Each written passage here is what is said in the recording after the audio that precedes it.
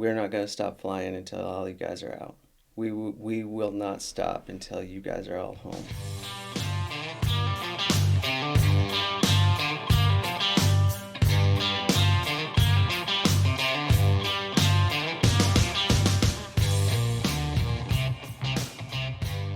Hi, everybody, and welcome back to Tracer Burnout. I'm Dan. I'm Roger. And today, we have a fantastic guest, Mr. Joe Campbell. Army veteran.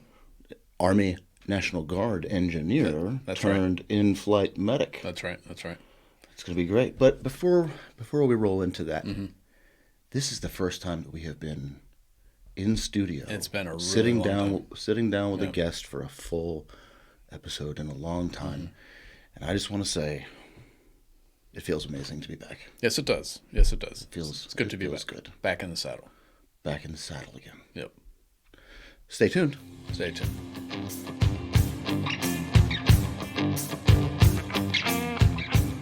Joe, thanks for coming by this evening, sitting down with us for a little bit. All right, thanks, Dan. Yeah, absolutely. So, does your family have a history of service? Maybe not necessarily the military. Maybe EMS or Medical field, law enforcement, etc. My grandfather on my mom's side was he was a CB World War II. Okay. And he was in Tarawa. Ooh, back in the Pacific. that was a rough one. Yeah, he was got home and he didn't say or do anything, talk to anyone. Yeah. And alcohol and then he ended up taking his own life. Of course, my mom thought she was told it was a gun accident all the way up until she was like 18. Right. But the more I study Tarawa and what he did there,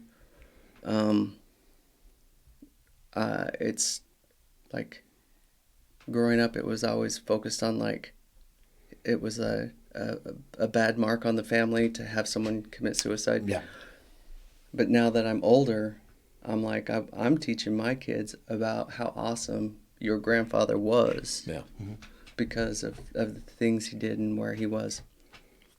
And so we got that. And my dad was in the Guard for six years. Army?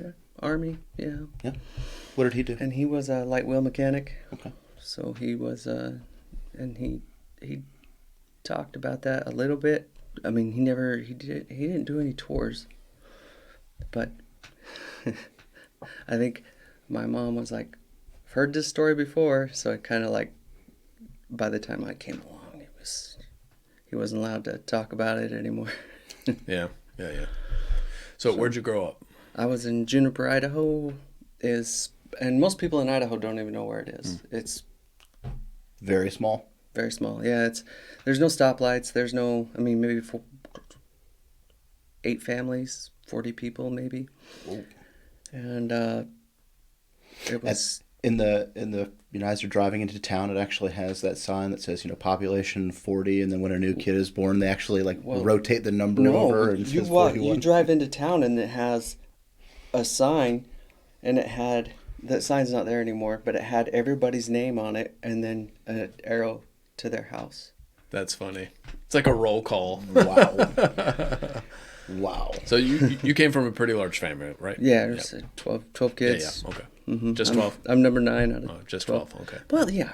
I mean, like, when you're trying to, staff a football team or get a small work It works. crew, my dad was like, you can't hire him. He's got to breed his breed own. him. Well, that's how it was back in the old days, too. Yeah. You made your own workforce, right? I don't know. I loved it. I had a great childhood. I wouldn't trade it for anything. Okay. So then, what led you to the military? It was my wife actually I hadn't even thought of it, and she was like, all of these things that you're struggling to provide for your family are provided for you in the military. And her dad had served, and she was really patriotic, and it never even occurred to me. And so we were prayerful. We went and visited recruiters and stuff like that, and I was like, if it doesn't feel right, if it's not where God wants us, then we'll pivot.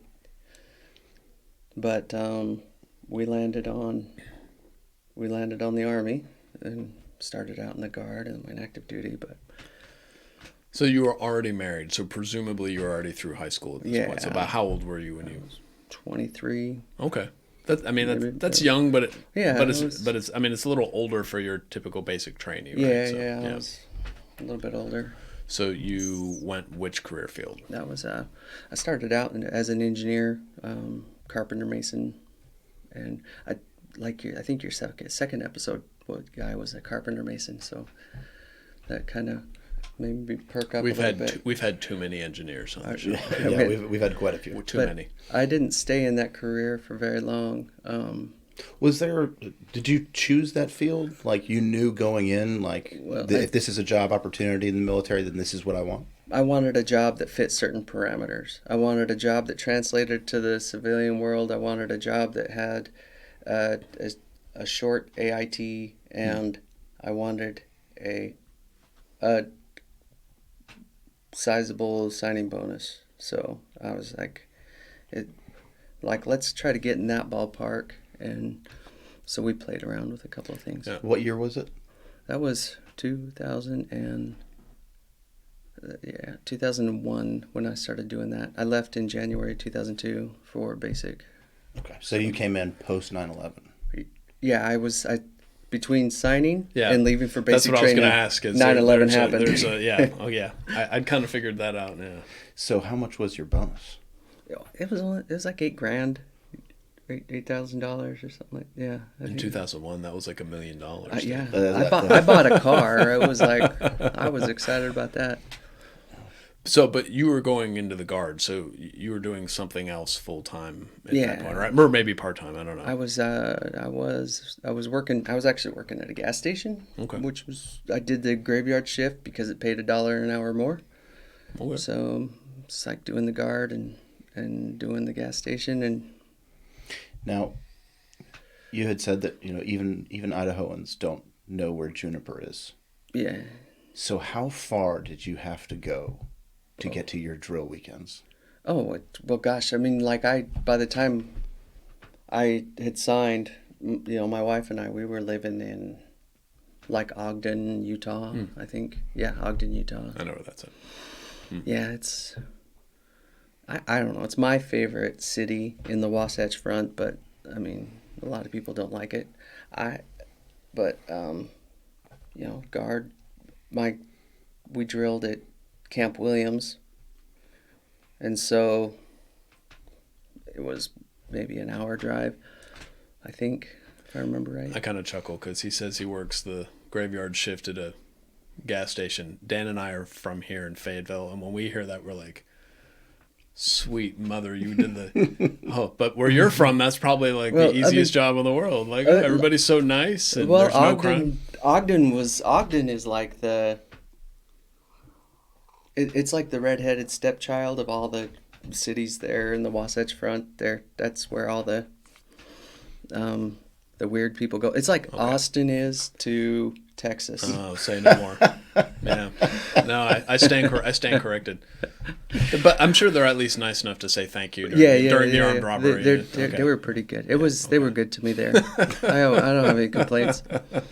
Fair enough. Okay. What was because you and your wife had obviously discussed it beforehand, and you had said that you were praying on it. But what was the rest of your family and friends? What was their reaction to you enlisting, especially 9/11 had just happened? My dad was amped. He was he supported me 100%. My mom thought that I was gonna start drinking and kill myself because that's what her dad did. But Mom, you're not everyone that joins the military does what Grandpa did. And, it's like, you have a little bit of faith in the process. Yeah. What about your 11 siblings? Oh, most of them were on board. I didn't find out until after I left the military that a couple of them kind of were upset that I just jumped in the Army, started like in I guess in their eyes living la vida loca or whatever, and Your Spanish is ignoring impeccable, yes. ignoring the family and just going away. Yeah. And I didn't feel like that's what I was doing. I was like, it was kind of like when I went to serve a mission for my church. I was like I put on the badge and left and was gone for 2 years, and like communication was limited, and but that's all right because I'm doing the Lord's work. I was like, same thing. I'm gonna put on a different uniform and I'm away doing the Lord's work, and then we'll high five when I get back. But they apparently they didn't see it that way. They kind of looked at it like you were abandoning your family and your family obligations. Well, to be fair, that is the military has served as an out for a lot of people, right, wrong, or indifferent, and so I mean it's just how you apply it, right? Yeah, I didn't feel like that's what was happening. I felt like I had like everyone's support, and well, for the most part, I did. Yeah. Where'd you do your mission trip? It was in just Houston. Okay. Not overseas. Like South Side. Well, no, Houston's it wasn't. Houston's sort of overseas. Yeah, I didn't think. I was like, oh, hey, stateside mission. And I was like, whoa, this is foreign. Like, I mean, a country kid going to Houston South Side. It was. There's barrios there. I mean, yeah. I had my wallet stolen at gunpoint, and like just to give you a peek of how clueless I was. This guy walks up to me. He's like, "Who you be?"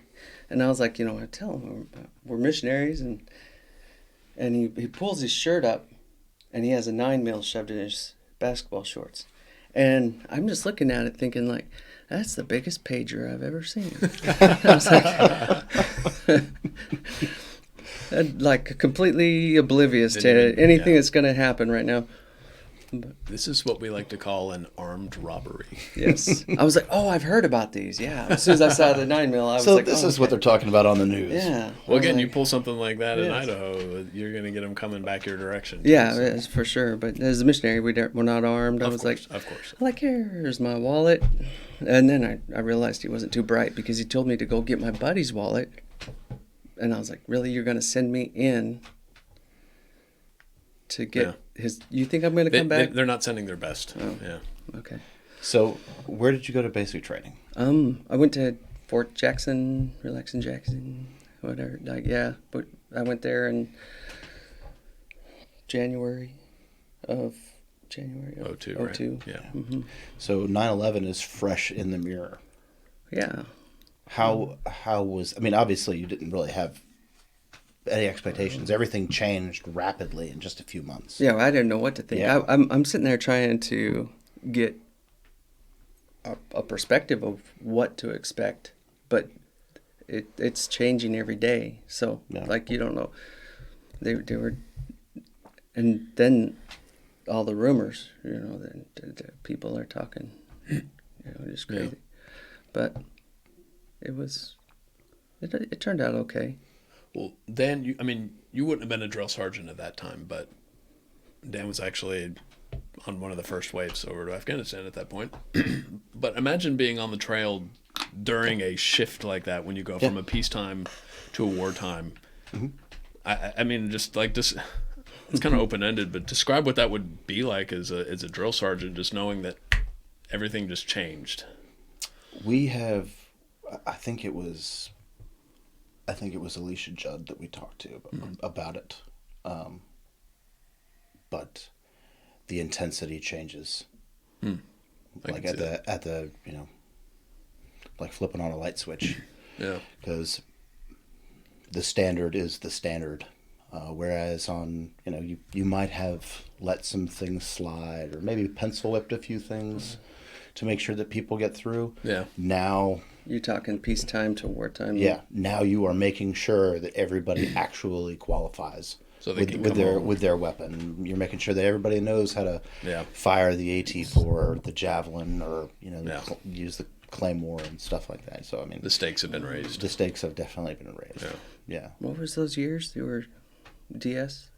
Oh, from 2007 to 10. Oh, okay. Yeah. That's pretty cool. Yeah. Yeah. The trail. Yes. So, did you feel like your drill sergeants were pretty intense? Well, no, because like I mean, that's kind of hard to say because drill sergeants are already very like intense. they're intense, but like my grandpa, he was a crusty old fart, and he was like if I could survive him, like I mean, I wouldn't tell the drill sergeant that, but Yeah. you know, like, but at the same time, I'm sitting here doing push-ups, like I follow instructions the first time you ask me to do something, so you don't really have to You yell. actually don't need to scream. Yeah, you really don't. Yeah. I'm good. It's unnecessary. I can do a push-up, and but I understood. I did understand why. Yeah. Because it's a rite of passage, and that part has to happen. That What's the mental toughness too? smelting Yeah. and They break you down to build you back up. Yep. yeah. Yeah. So where'd you go to AIT? Went to Gulfport, Mississippi, for the first AIT, and The first. then I reclassed after I left the guard, and Oh, okay. then I Okay, went okay. to San We'll- we'll- Antonio. we'll that get would have to been that. Sam Houston. Yeah. Yeah. We'll get there. We'll get there. Yeah, it's all right. Yeah, I went to Gulfport, Mississippi. So Okay. for all Okay. So now we have just a few months ago we talked to another engineer who did his AIT down there. So I'm pretty eager to see how your story kind of jives with it his. was like I was listening to his. I was pretty close. Oh, it was, you listened to his episode Well, I already. mean, Well, that like, kind of ruins it. Well, no, I was G2. I was like I remember that. I was like we went. He was before me, quite a few years before me, but we had these. I remember the open bays. My favorite drill sergeant there was Drill Sergeant Holloway, and he had some of the most inspirational things to say, but it was I don't think he was Drill Sergeant Holloway would have been there at that time, but I remember falling asleep standing in formation. I think we've all done this. at least once. That's one thing I remember. I don't remember that about basic training. I remember that about AIT. AIT, and then I remember trying to maintain my training because I was also a collegiate athlete leaving the civilian world. I wanted to maintain my same race times. And so running in formation at the slowest man's pace was not doing it for me. It was torture. So I'd have to go leave the bay and run up and down the stairs at night to maintain that speed and agility. What was your event? That was I ran cross country, so Okay, it was okay. Long distance. It was 8K for Gotcha. college. Now, when you enlisted, you actually put quite a bit of thought into it, but you enlisted for a specific skill set that you would be able to then apply, in your civilian life. Going through your AIT training, were you pleased with it, impressed with it, disappointed by it? I thought it was a great idea. Like you build the little wall, and then you put the roof on that wall, and then you build the foundation and then the roof on that foundation, and then you tear all that away, and then you build walls. So you build a house, but you only build it in parts. Like so, I thought it was a good idea. It was a good way to mitigate risk without losing any training value. Yeah. Because we're not really keeping these structures. I don't think we did it in that order. I think we built the walls, and then we tore the walls down, and then built the foundation, and then the roof on that foundation. But it you know, I still had to do all the math to get the pitch and the rise and all that fun stuff when we were building those little places. So you complete AIT and return home, and you're in the Guard. You said 6 years? Is that? No, I was, let's see, how long was I in there? What was it? I wasn't home for very long when okay. an artillery unit called me up and said, hey, we need bodies because 9/11, we got to go secure. Because out in Utah, you have the Dugway Proving Grounds, Deseret Chemical Depot, and then Teed, the Tooele Army Depot.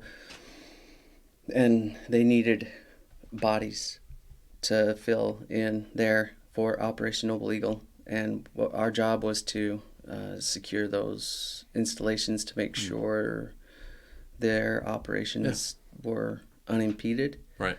And so, like, here I am, an engineer volunteering to go with a field artillery unit to go out to watch the desert for a year.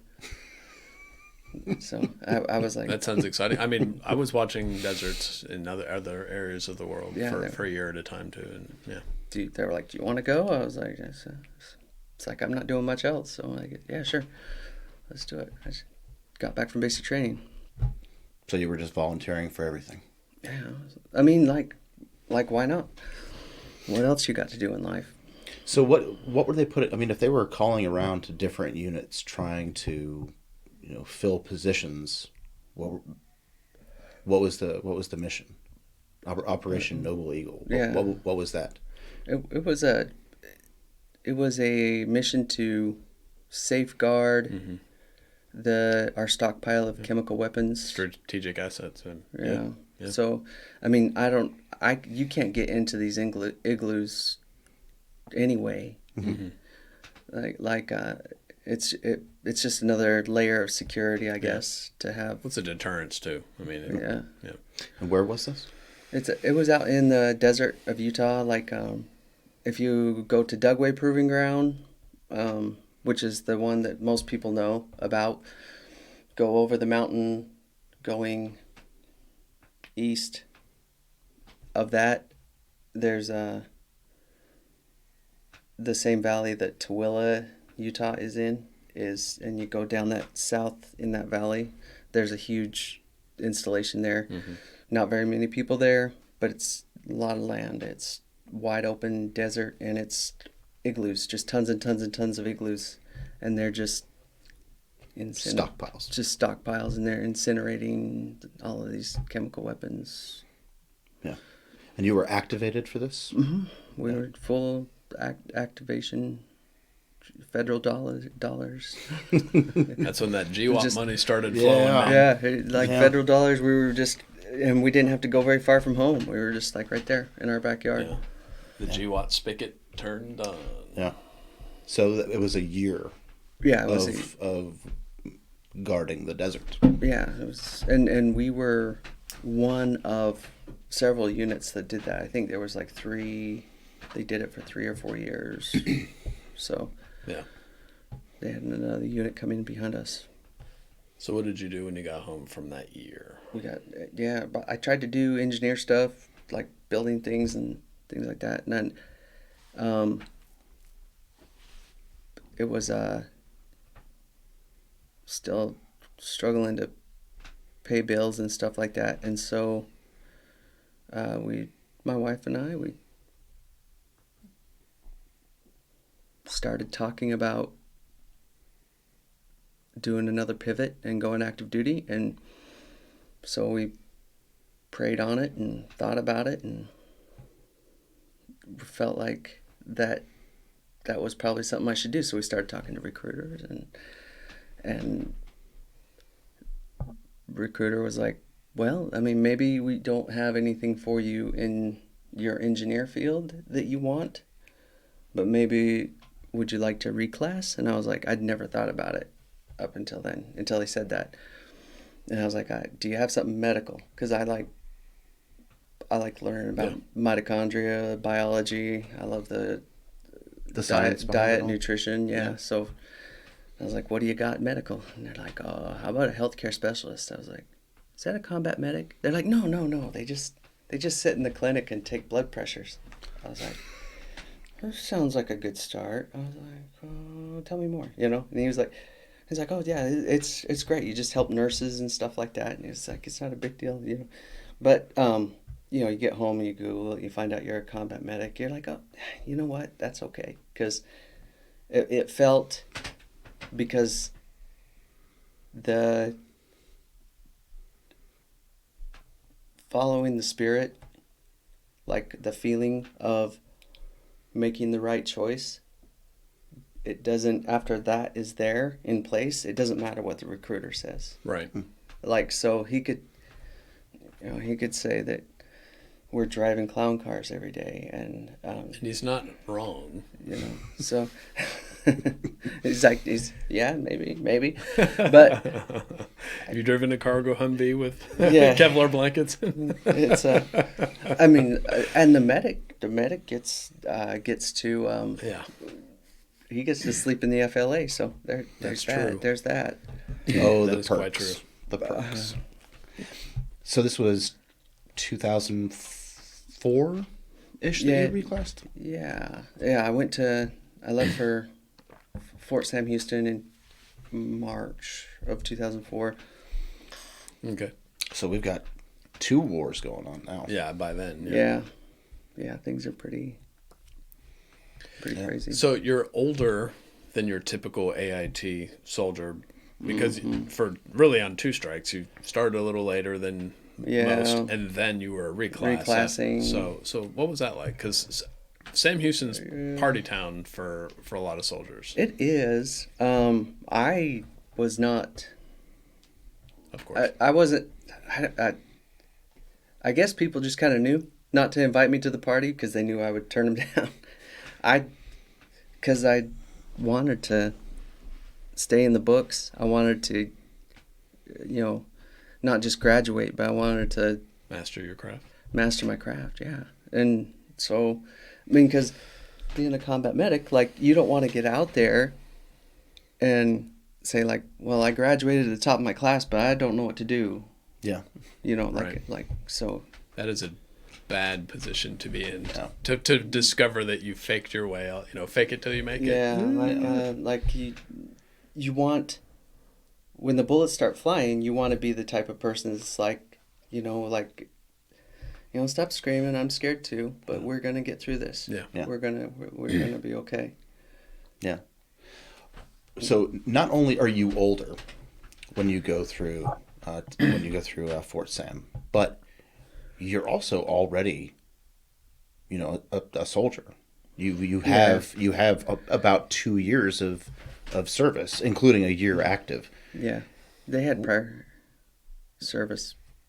Were the prior service guys, particularly any that were like in your shoes that had already been active for a bit, were you guys treated differently or put into a different group? We were.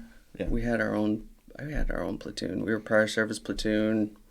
I remember drill sergeant. She was like, "That means you prior service." I remember her accent, but we were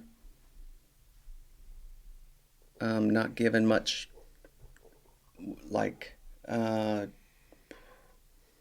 We had a lot of liberties outside of the training, but inside of the training, we were tossed right into all the smoke sessions and stuff like that, just like everybody else. Yeah, so That was one of us. That was one fun. of Yeah, us. I mean, fair's fair, right? Yeah, but yeah, it's okay. Yeah. It's part of the process. Whatever. I'll do it. These people are complaining like life is hard. Like, it's not. Like, did you eat today? Yeah. There's that certain level of. I mean, I guess if you don't know, you don't know. But a bunch of young guys and gals who, there's 2 wars on. You're going to the line. Yeah. So maybe a little bit of perspective is in order about your smoke session. Like, you probably got bigger things to worry about. For real. Yeah. Yeah. So what's your first duty station? I went to Benning. Okay. Wasn't too excited about it at first, but I love Fort Benning now. Um, I was there for like 2 years. I was gonna go third of the third up at Kelly Hill. Is that Sledgehammer? That's It was. Yeah. It's not anymore. Yeah. what is it now? They're gone. Oh, Yeah, that's right. are they all out at? Kelly Hill is still Kelly Hill, but Are they out at Fort They're pretty much all at Stewart now. Stewart? Yeah. Yeah. Yep. Okay. What's at Benning then? basic training. That's about That's it. it. It's all trade off. Yeah. Oh gosh. Yeah, I was in the 14th Field Hospital there, transitioned to the Combat Support Hospital, and they're part of one four. Was it 149? Yeah, 14. I mean 149. No, the 45th.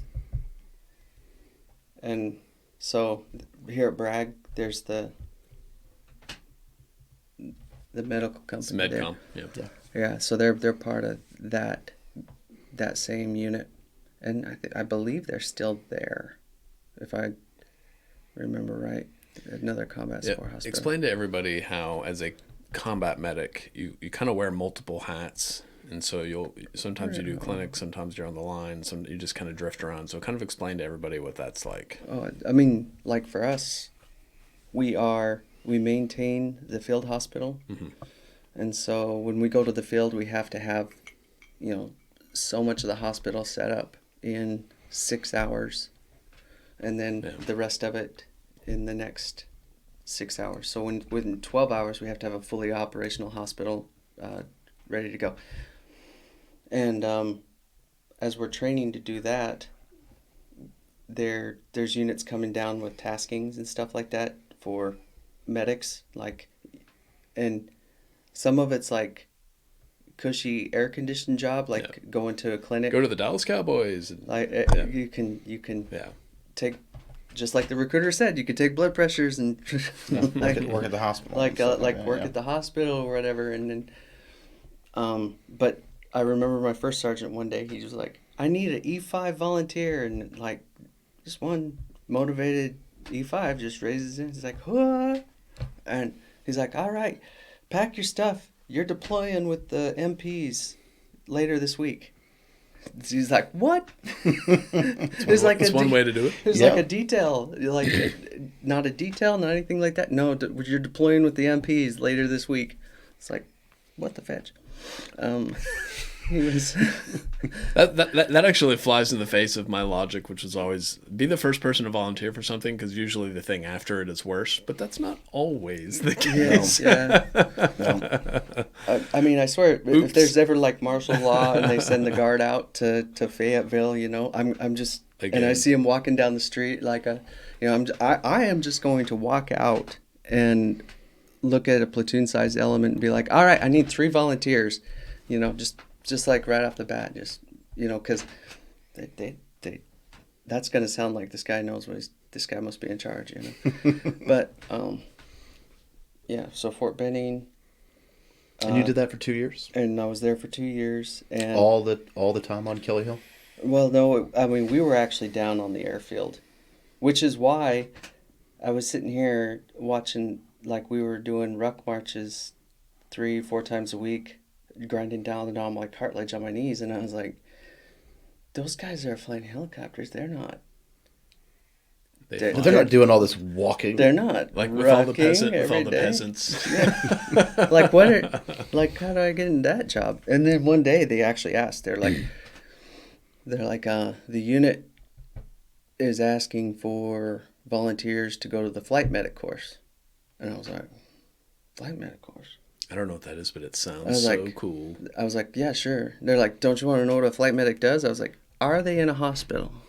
Do they walk? They're like, I was like, okay, then I rest my case. So, I mean, I volunteered. That was the end of my 2 years there. Is I volunteered for the flight medic course and ended up getting different orders. Is that back at Sam Houston? No, it was Fort Rucker at the time. That makes sense. Okay. So we went to Rucker. Now, if you're a flight medic, it's the F2 identifier. You're gonna go to Fort Sam, for 6 months. 6 months? Yeah, I think it's like, or 9 months. 9 months. And then you're going to go for your paramedic course. And then you're going to go to Fort Rucker to have a familiarization course with the aircraft and stuff. Yeah. So. Did they make you go to air assault school? They didn't. Freaking Fort Campbell did. Okay, Yeah. we'll get there then. So please explain to everybody. The three of us know what a flight medic is, but please explain. Well, a flight medic is, you're not on a fixed wing aircraft shuffling patients out of theater or anything like that. Your job is to basically do short transfers inside theater and do rescue missions as well. So when you go to combat, you're essentially there to get people from the X to the hospital. Yep. And and keep them alive while you're doing that. Just make sure drop them off alive. Yeah. They're like, tag, you're it, doc. But either keep them the same or better than when you found them, Yeah. when you hand them off to the higher classification facility that can take care of them, right? Yeah. So Yeah. but those who know, that's the most important phase, It is. That's your golden hour. the golden hour. Your golden hour. You got to have within an hour of getting injured, you need to be on the operating table. And if you bust that hour, everybody It dips. that was in that chain of care is going to have to answer to the commander as to why that took longer Yeah, than because an hour. the survivability after that hour it plummets. Yes. Or if not survivability, the life limb or eyesight. Yeah. So yeah. So your hypovolemic shock is Yep. just horrendous. Let's see. So you finish flight medic school. I finished flight medic school, and a few things happen.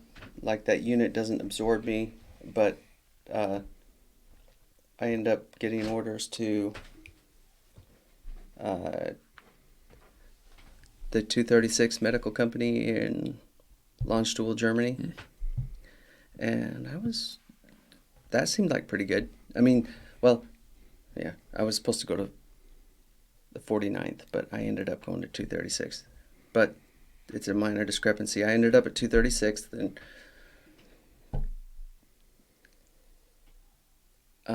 they had just got home from a deployment by the time I got there. They were just coming back from, they were in Kuwait and Afghanistan. They were divided up into 3 different sites. There was like 2 Afghanistan sites and 1 Kuwait site, which I don't know why you think it would be like Iraq and Kuwait, but it was. Yeah, who knows?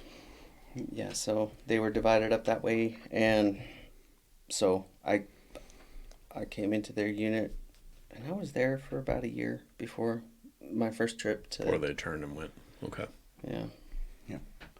So, were you excited about going to Germany? I was excited about going to Germany. My wife was. She was excited about Germany, but she wasn't excited about trying to get used to a foreign country. She was not too keen on. She was kind of like on the fence about it. She's like, I get to go to Europe, but she'd already been to Europe before, but she's like, Yeah. now I'm going to being live around there. people with speaking a different language, different customs, different Yeah. cuisine. You had children at this point? Yeah, we had one. Okay. We had one daughter, and so that was a hard transition for her. Yeah. She was really young. She was like 3, and so she Yeah. was. But at least you were able to be there for a year before deploying. Get established, so yeah, sure. You were actually Oh able yeah, to get that was established, so. I was like, so what's the unit's deployment tempo? Yeah. And they're like, well, the tempo's pretty high, but they're just getting back. So, I mean, you got a year or so. I mean, the 3 of us have seen families PCS overseas, And then like, hey, honey, I'm out. Bye. And then well, that was our story coming back from Okay, Germany. yeah. That was, but it's deployment. It's what we do. Yeah. You know. So you were in Germany for a year before you deployed, or before you went forward. Right So around there. Yeah. how did you fill that time? Oh, we were uh, we had to cover down on training sites, so we would do Grafenwehr, Hohenfels, Bulgaria, Romania. Um, where else did we go and cover down? Mostly those sites. Everything in Poland. Nothing in Poland. No Poland. No. I have been to Poland though. I like it there. I mean, they got the. My wife's a big fan of the Polish pottery. It was Poland's a neat place. Yeah. Yeah. And- but so let me organize my thoughts. Yeah, Germany and training. We're doing training. Training. I mean, not training, but we're supporting remote sites Mm-hmm. and trying to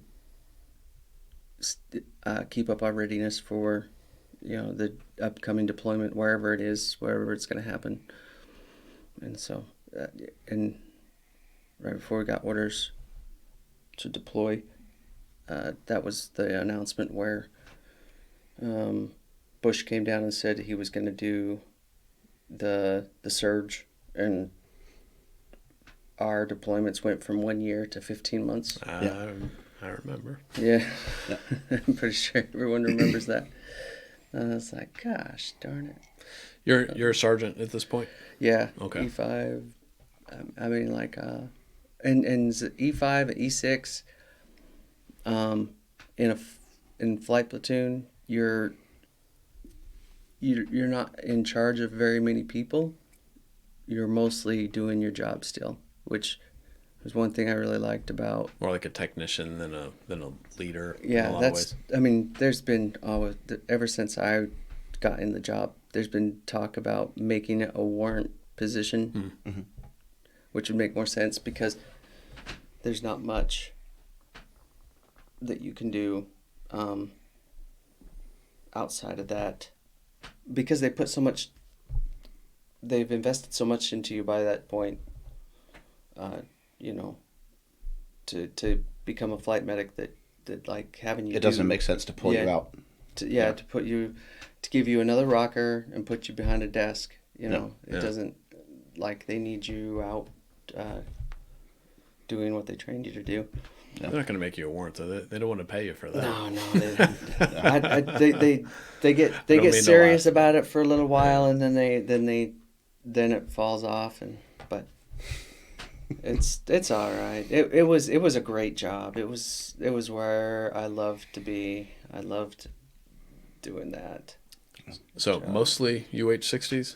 Yeah, we were the guard units. When I first came in, a lot of the guard units had Hueys, and there was a little bit of talk about bringing in the Lakotas. Mm-hmm. The Lakotas did not. They were underpowered, and All right. they were like a lawnmower with a rotor Yeah. system. Well, they have So- their place, but Yeah. when you need a little more horsepower, the Yeah. Blackhawks could Needs some oomph in the desert. Yeah. So, Okay. So where'd you go on your first tour? we went to Iraq, Iraq. Okay. Al Anbar province. So I know. What's the time frame here? it's 06 to between. No, wait, sorry. 07, That's the surge. like 07 to almost 09. So Yeah, we would have been there at the same time then. We had a Cool. battalion out in Al Anbar.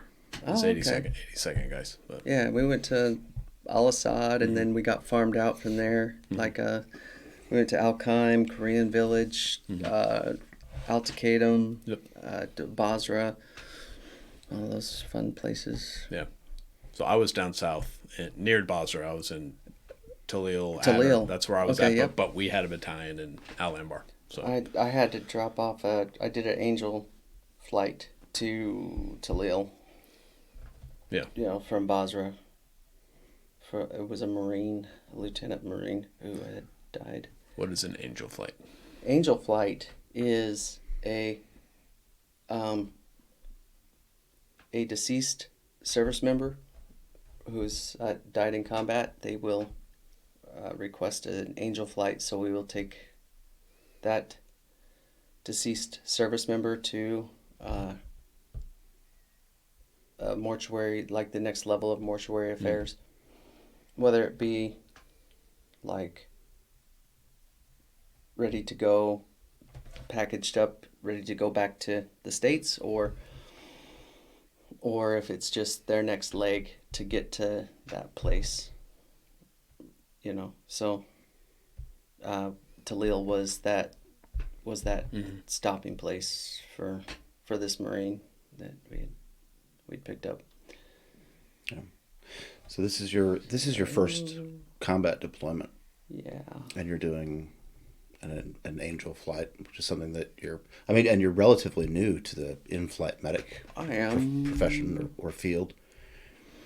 But what do you remember about that angel flight? About the angel flight? What stuck with you about that? I mean, I put it in my journal, and I remember like how calm it was, how like the night, and you know, because we had been getting indirect fire all day. They were just mortaring us, and it didn't seem to deter them. The fact that we could figure out exactly where the mortar was coming from, we could go out and kill the mortar team.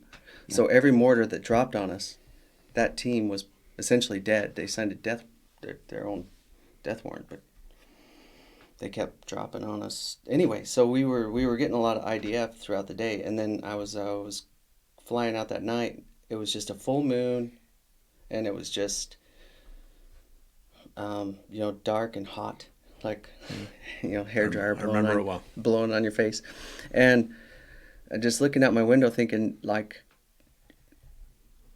in clearing airspace and stuff like that for the aircraft, and thinking like how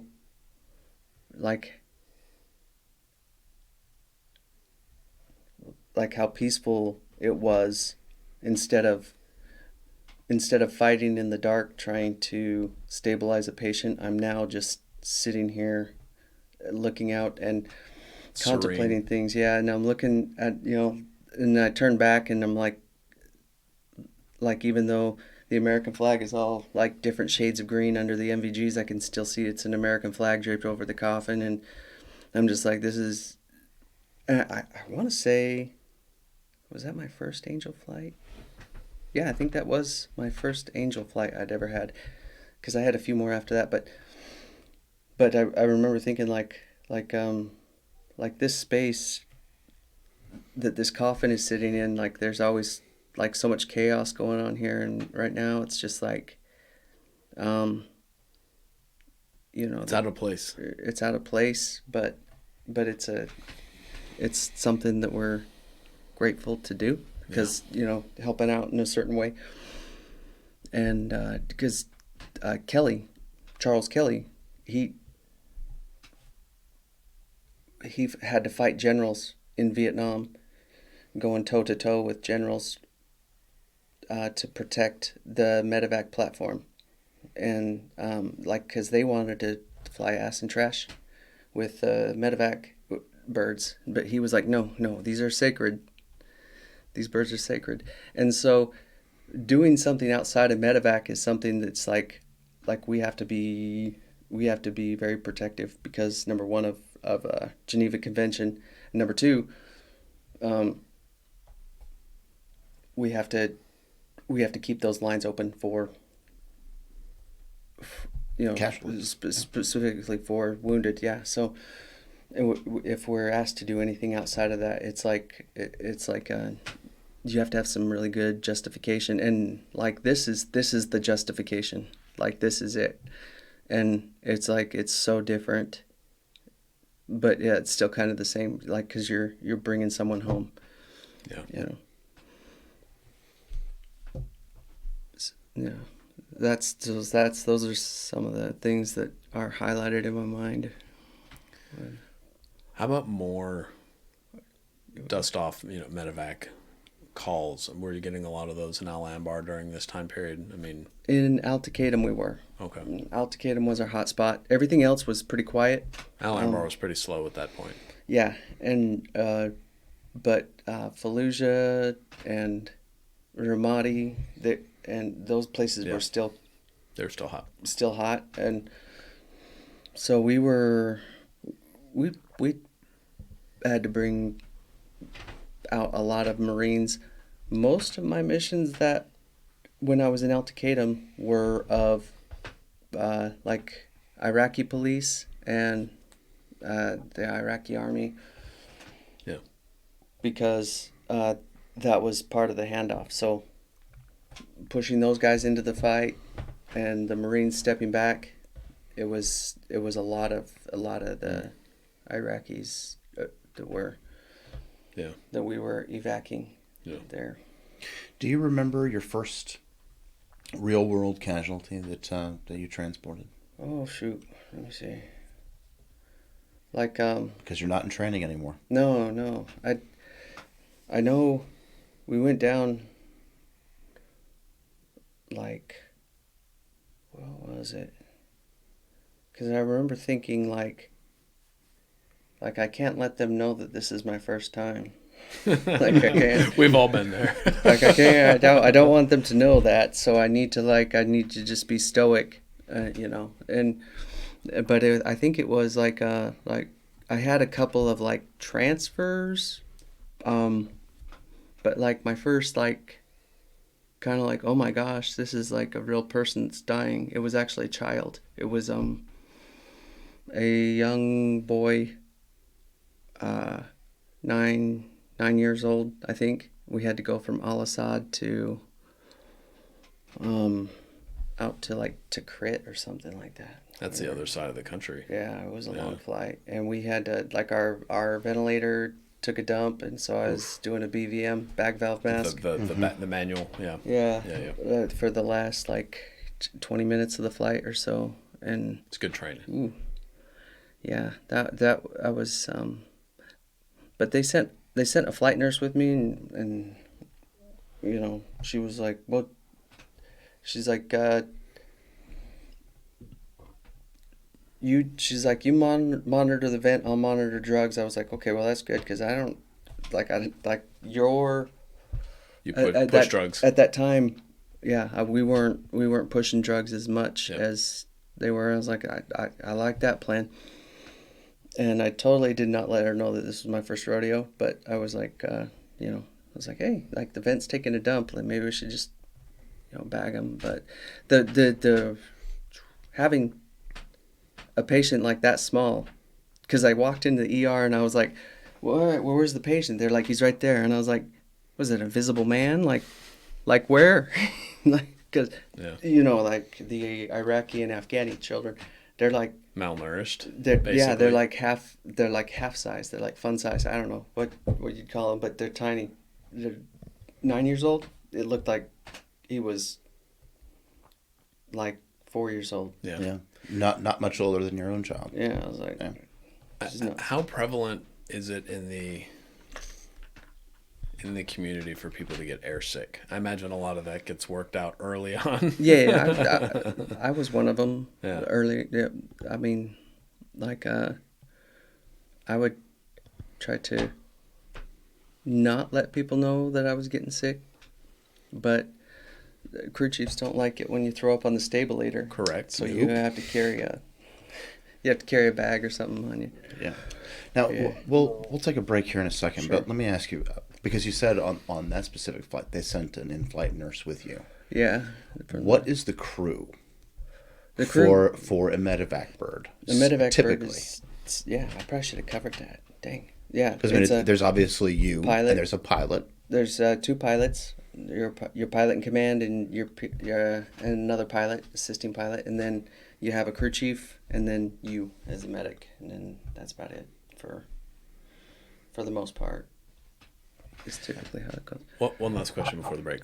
On a flight medic bird, what are the crew chief's responsibilities? I know what they are on a regular bird. On a medevac bird. Medevac bird, they double They're a second have to. they're a second set of hands. Yeah, like so they have to know words like Yeah. like a BVM, or tourniquet, or like a suction yanker, or like stuff Nasopharyngeal airway. nasopharyngeal Say that 3 airway, times fast. NPA. Yeah, NPA, OPA, King LT, like they know all of it, and some of the crew chiefs even went as far as getting qualified as EMTs. Oh, nice. Yeah. Like, Well, they were sending people during that time frame, during the surge. They were sending people from pretty much every deploying unit to EMT courses, to at least be EMTBs, to supplement the medics. yeah, Yeah. it was nice having man, second set of hands Yeah. is awesome. Okay. Let's take a break, Cool. and then we'll continue.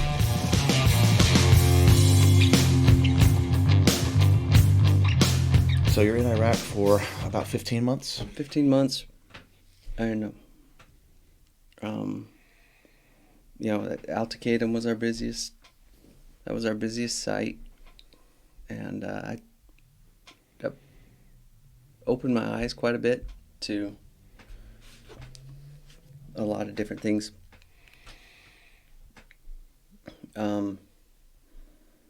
Like mostly like things that pertain to your job that you don't think about, like little things, like how much a boot weighs with the foot still inside of it, like from a severed foot, and there's like little things that people just don't talk about, like that you just kind of pick up on, and you also notice things culturally.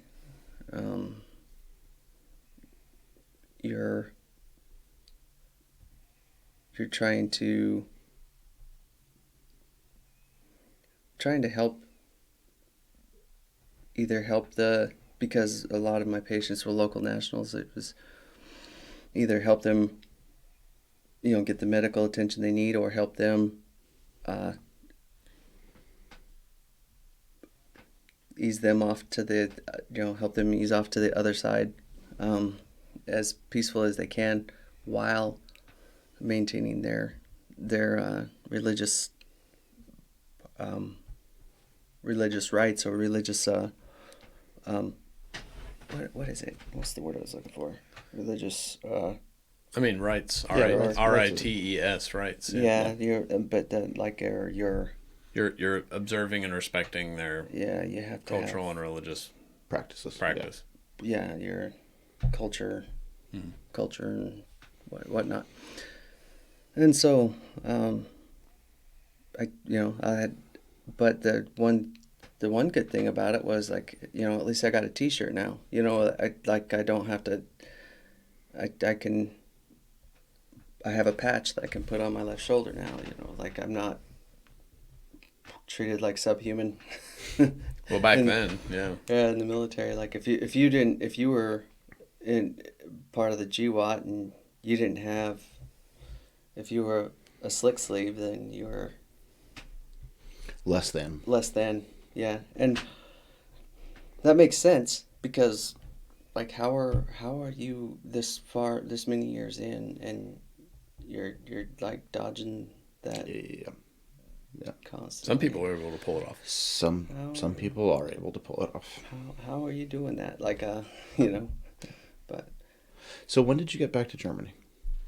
got back in November of 2008. Yes. Yeah. What was readjustment like for you?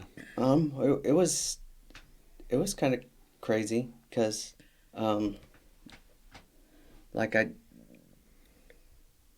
there was a lot of things that were, like, I wanted to be kind and understanding and empathetic to my family,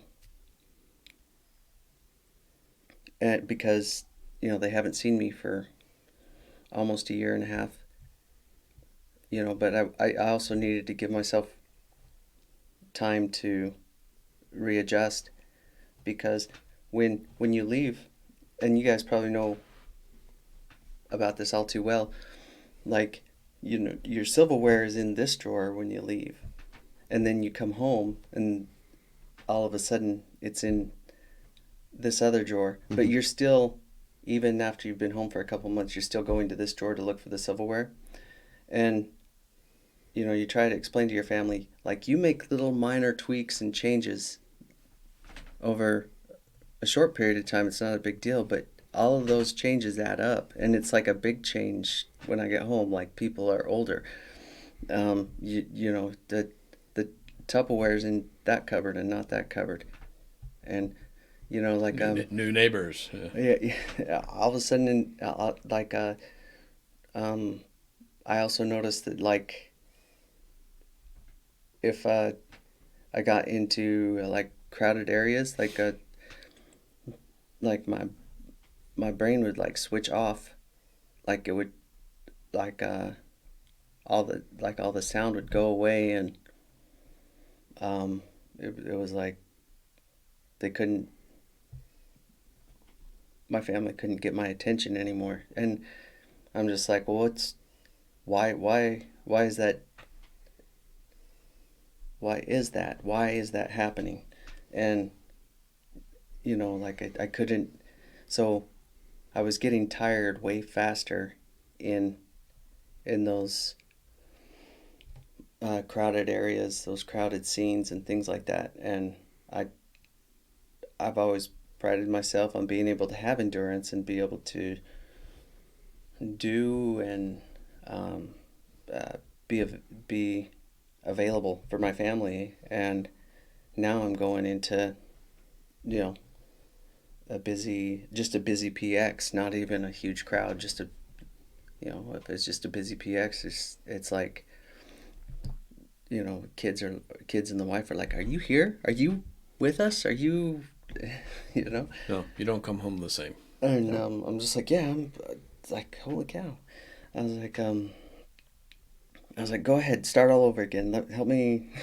Yeah. What were you saying? And so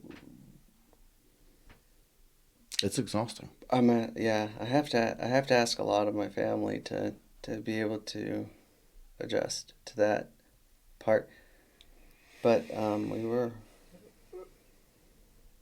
like, we were on board with doing whatever it took um, to keep going forward. I mean, it's a noble job and it's a noble pursuit, and it still needs to be done. So Yeah. let's figure it out. Did you have a deployment baby? This what? A deployment baby. Yeah, we did. Um, like, R&R baby, and the funny thing is, we didn't plan it this way, but her initials are literally R and R, but like Rinley Ruth is like her name is, yeah, You Diamond. totally planned Yeah, that. yeah. You can't convince me otherwise. She was, yeah, but one of my buddies pointed that out to me, like, you realize her initials are R&R. I was like, anyway. um So that was good. She's like, she's in high school now. She's a fireball. Like, is like her universe and my universe collide sometimes, but she is like just talented and full of energy, and I absolutely love that kid. So, how long were you back in Germany? Did you deploy again out of Germany? Yeah, yeah. I did another deployment from Germany. So, you had just done 15-ish months Yeah. in Iraq. How long were you back again? Back again for roughly 16 months, They were maybe. trying to do one to one Yeah, back then. trying to, yeah. Yeah, maybe, yeah, roughly that. And then we were back into southern Afghanistan, but we were down in Helmand province. So we started out in Kandahar, we ended up going out to Camp Dwyer. We were supporting, like, both of my first two deployments. It was all like Marines. It was Marines, everything. And so we were in Dwyer and Sangan and Delaram and trying to think what else. Leatherneck. Yeah, Yeah. a lot of those places, and a lot. We were some of those, like in Dwyer. We were flying into Marja several times a day, picking up Marines, like, and they were like just super traumatic injuries. We were just because the IEDs were just killing them. They were a lot more sophisticated by then. Yeah, Yeah. they were. It was just insane, some of the injuries we were getting out of there. And it was during that time frame, that fall. That was a crazy fall. This This would have been 2009ish. Yes, 2000. It was 2000. Actually, Probably early 10. Yeah, it was like 2010, 2011. So maybe it was longer than that. Like the space in between those two deployments. But we were supporting the 101st, 6th 101. But whenever you come in to augment another unit, you're the redheaded stepchild. Always. Mm-hmm. And so, we're not only like doing a really crappy mission, but we are not getting very much love from this unit we're augmenting, and so we had to fight for a lot of our resources and a lot of the support that we needed. And it was always us versus them mentality, because we were the outsiders, the guys, those Germany guys, so that was a struggle. That was probably my hardest deployment. I was probably reading my scriptures more during that deployment than I was even like on my mission. I was reading like just trying to make sense out of The chaos. the chaos. How? What was your flight schedule like? I mean, pilots can only fly a certain amount of hours, and then they have to have downtime as well before they can fly again. And it's the same. You follow the same as a crew member. So given how You have to- chaotic and hectic things were, that we always adjust the standards, and that was a really wild time. Yeah. So what was that flight schedule like for you during that time? It was when I first got there, I was spending a lot of time turning wrenches with the crew chiefs out on Mustang ramp, and those guys, like, we weren't allowed to work more than 14 hours, but we were getting into like the 16, 18 hour range every day, and like we weren't allowed to write it down. Mm-hmm. But they emphasized that we need to write down how many hours we worked so they can give us appropriate rest time. But at the same time, we had to get the work done. Like we had track and balance on several aircraft to do CCIs, which is, a corrosion inspection, which you have to strip off everything on the aircraft and find, rust and corrosion. Just lots of tweaking, and I did make the mistake of thinking to myself I could probably turn my brain off right now, because I got two Chief Warrant Officer 4 in the pilot seat, and they're both maintenance test pilots. I'm in good hands, and I was like, that was a bad idea. How many CW4s have you met? Well, I mean, we had quite a few. I mean, in the battalion, most of them were in Delta Company, which was maintenance. But flying with uh, two experienced guys, they're all just everyone's just gonna say like, well, the other guy's experienced, so I can turn my brain off, Yeah. and pretty soon Doing anything? nobody's doing anything, and so pretty soon we had Tower yelling at us, and Yeah, I could see that. but once the rest of our unit got there, they caught up with me there because we deployed in waves. Once the rest of our unit caught up with us, we went out to Dwyer, and I didn't have to do much of that anymore. I was just flying a mission, and we were, they call it earthing out, but as soon as you've flown too many missions, you've done too many hours without very much rest, then, the law, I mean, you have to, your crew is down, like you can't do anymore, and they have to stick to that schedule. They have to stick to those rules because there's too many people. Burning out. Yeah, and so Yeah. that's law. That's That's ironclad. the theater Yeah. commander sets those rules. And you can't fudge that. Yeah. All right, I'll be direct. What were some of the worst Okay. injuries you dealt with during that? Well, we'll say either tour, but probably this one. That one. Yeah. Let's see. Had some doozies.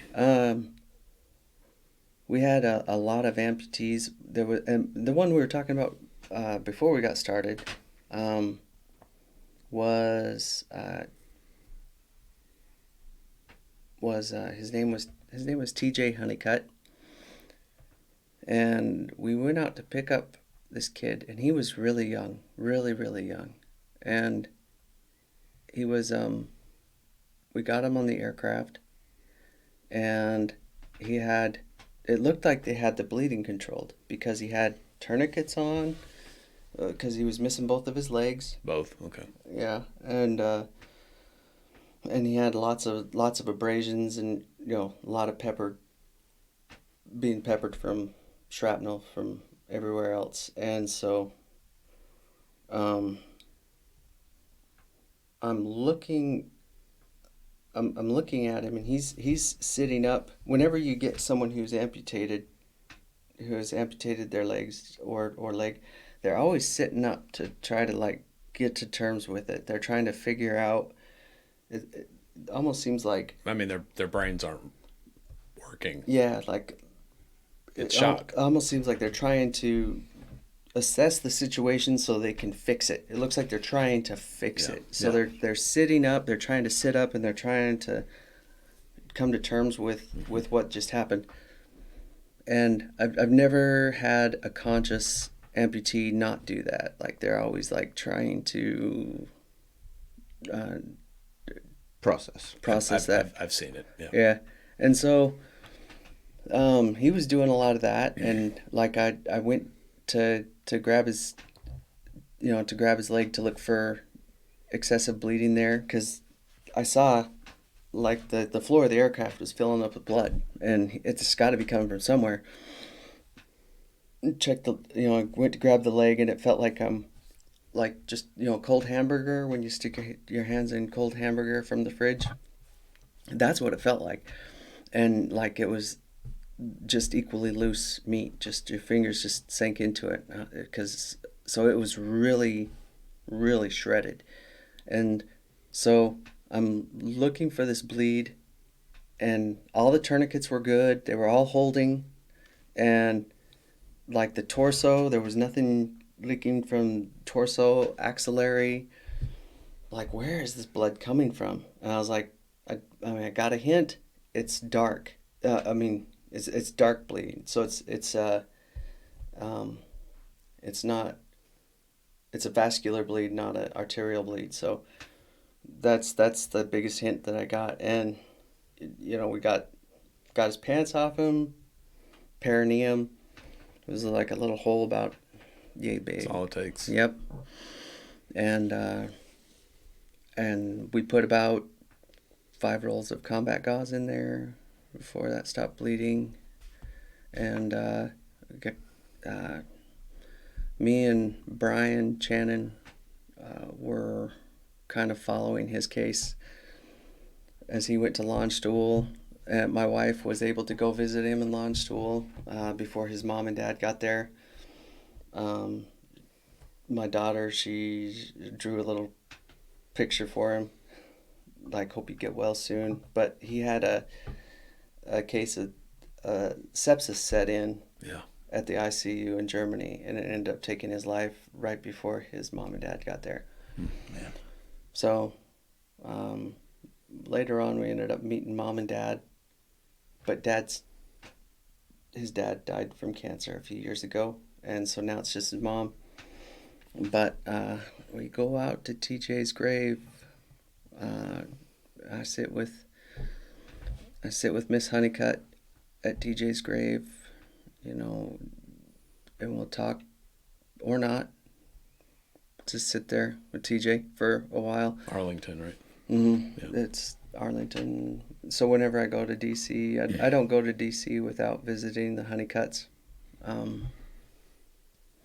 But that's like one of 3 dreams. Like that's one of the dreams I have. I'm standing over myself and watching myself try to find that darn hole, that pesky hole where he's bleeding from. And they say like when in your medical training, they're like, well, yeah, you got to be ready for this hole to be anywhere. It can be in their freaking taint, stuff like that. And they say, I'm like, oh, come on now. It's like, is that ever going to happen to me? Like, Yes. yes, it is. Yeah. So, Well, I love to hear that you're still yeah, close with the mother. and she's an angel. She's got a heart of gold. This guy was a Marine, you said? Yeah, he was Okay. a Marine. Gosh, he I get to know him better now. Because when I first, our brief meeting was only like 15 minutes, and the only thing that's kind of humorous that I remember about him was, I pull out one of those nasal trumpets, an MPA, to secure the airway, and he looked at it like, okay, where are you going to put that? Like, When I went through the EMT course, I said the same thing. it's like, Patient feels no pain. where do you plan on putting that? And nasal trumpet's a great way to just kind of like make sure you have a secured airway, because it doesn't interfere with the gag reflex. It's a great thing. Yeah. So put it in. But that was that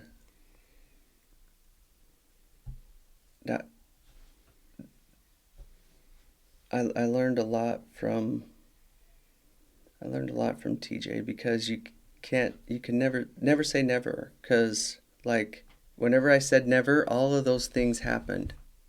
Like Yeah. like according to Geneva Convention, if you have U.S. service member and you have local national nobody, I mean, of course they're not nobody, but you kind of want to put our guys first. I want to front load our guys. I want to take care of our guys.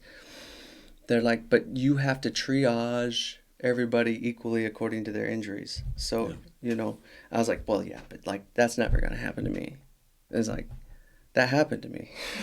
Yeah. Like never say never. So that's one thing that TJ taught me. Is like, you can't say never. Yeah. You mentioned earlier that during this time you guys were kind of seen as the outsiders, because you were that unit from Germany. And that led to you guys not getting the resources and support that you guys probably needed.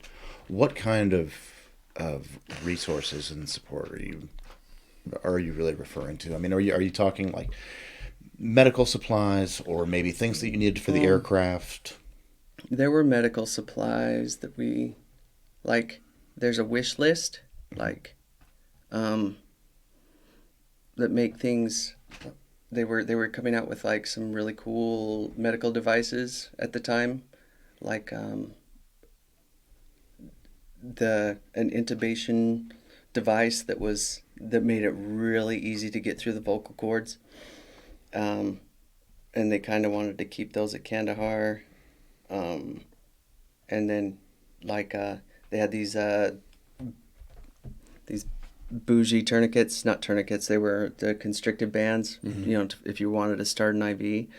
And they were really awesome because it could make the veins pop really good, because you'd start at the top and roll it down. And they're pretty common in the field now, but at the time they were really hard to get.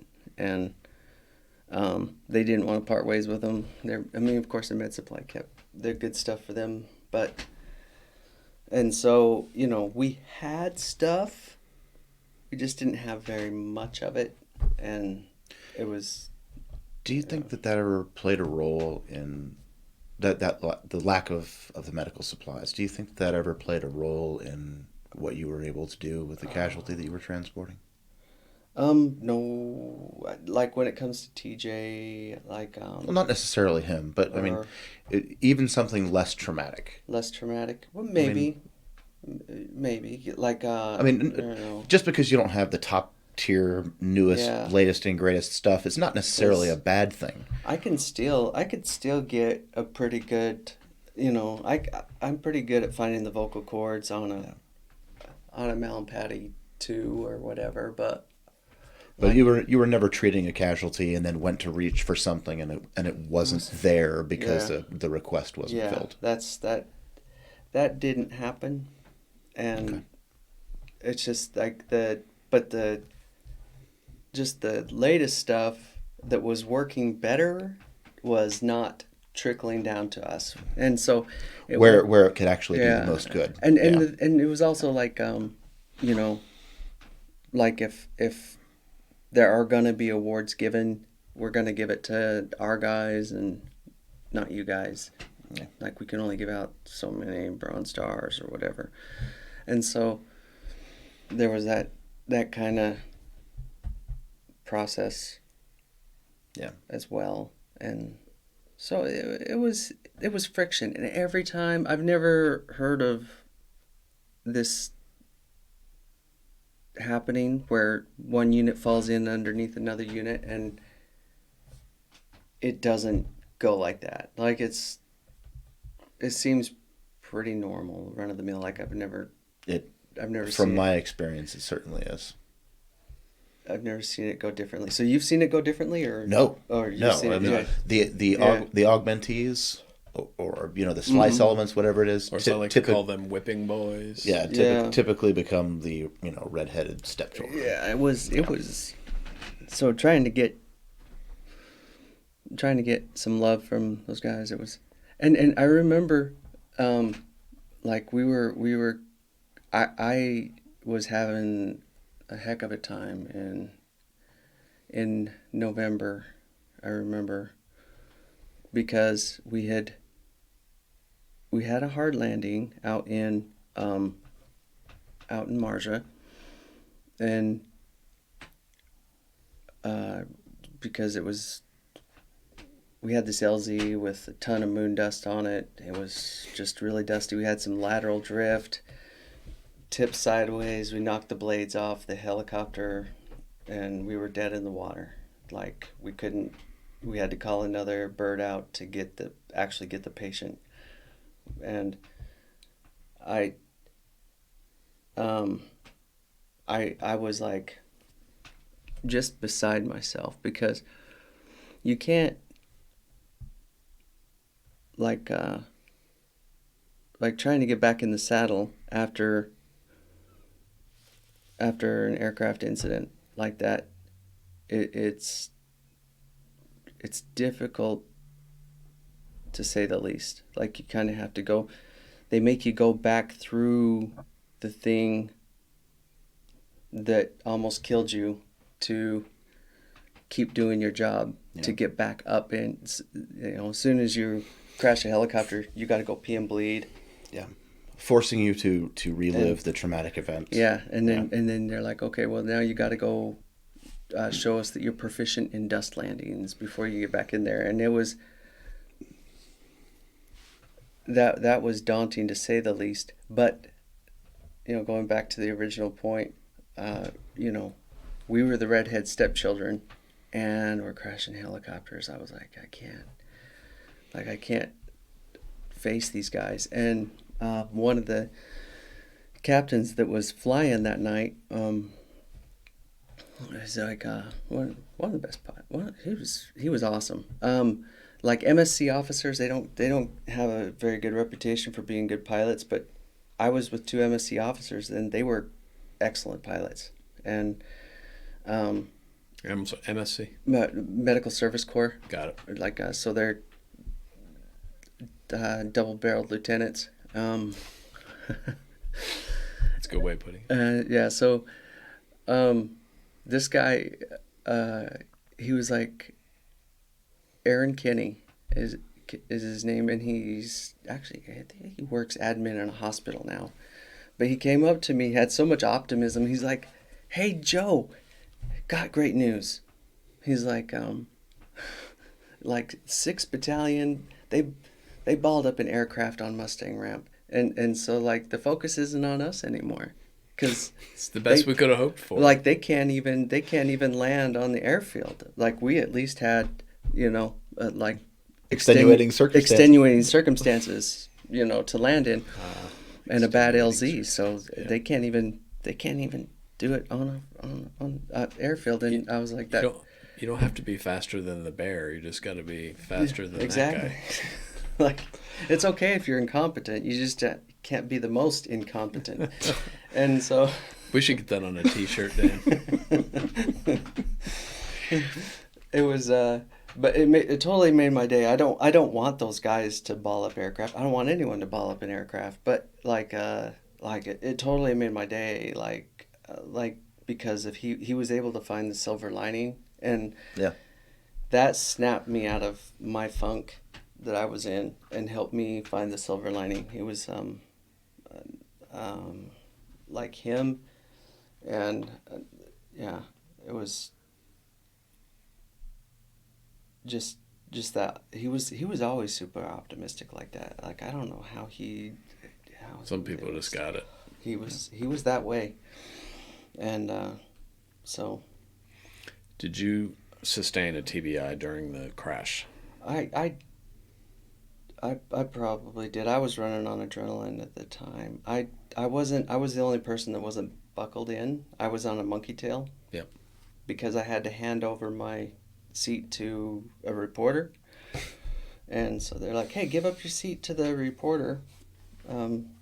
Some lady from Turkey, she worked for Reuters. And I was like, "Okay, well, I'll just monkey harness in, let's go." That means, for those that don't know, that means you're strapped into the floor, the wall, or Yeah. the ceiling.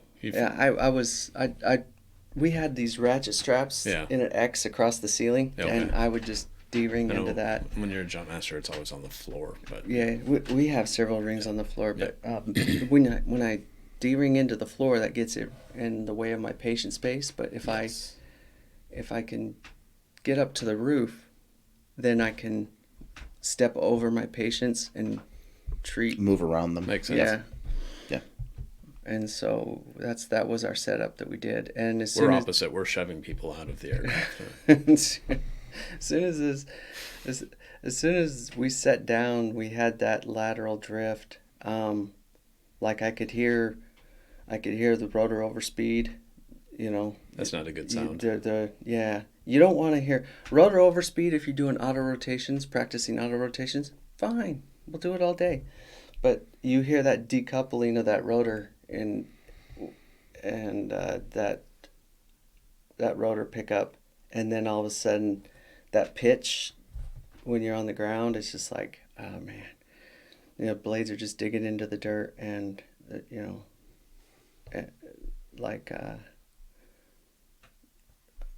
I'm just like, why? Of course. Questioning your life choices. Of course, of course. This is like, you know how stuff happens and you're just like, I don't have time for this right now. But of course, like in reality, whenever you're gonna have time for it, You have the rest of your life to figure out how to get out of this situation. Yeah, I'm just like, why tonight? So yeah, the Marines they give us a good perimeter, and we had to go pick up a local national, and I'm like, okay, go over there. This guy's in a lot of pain. They figure he has an appendicitis because he's in a lot of pain, just a lot of pain. So I give him some fentanyl, and that seemed to help him out for a little while, and until Roger came out to get me. He was the other medic on duty, and he came out to pick me up with that patient. And later on that night, we had to go over to the hospital to pee and bleed. And I was like, hey, we dropped a patient off here, possible appendicitis. Whatever happened to that? What was that, local national? They're like, oh yeah, that guy. He had gas. I was like, really? He had gas. I mean, it's just 4 blades and a stabulator and a tire, and it's like, it's all right. Thank you, U.S. taxpayers. Yeah. So how long was that second tour? It was a year. A year. Yeah, and we did that was my hardest deployment, like hands down. So back to Germany. Yeah. Back to Germany. Yeah. Had you re-enlisted at this point? A couple of times actually. Yeah. Yeah. Yeah, because Germany as a company tour, I believe is only 2 years, or maybe 3 years. I was as there a company for 8. Yeah. So did you re-enlisted to stay there? Obviously. Yeah, because whenever we come back from I can't blame you. Germany is Yeah. awesome. And my wife, she did lots of charity work in Germany. She did Project Portrait. She would photograph families who were deploying for free. She did Operation Angel. She'd go visit wounded in the hospital, which is why she was able to get a shoe in on TJ. Yeah. Normally they wouldn't let people go into the ICU, but I was wondering. ICU staff knew her. Yeah. She was a shoe in, and she also did Project Rudolph. So we did. We spent Christmas at Rammstein. Like the whole Christmas season, we would staff, set up a table there, have people man that table for troops moving through Rammstein. And so it was like her charities kept me pretty busy, and they kept her exponentially more busy. She worked so hard on those. They were her passion projects.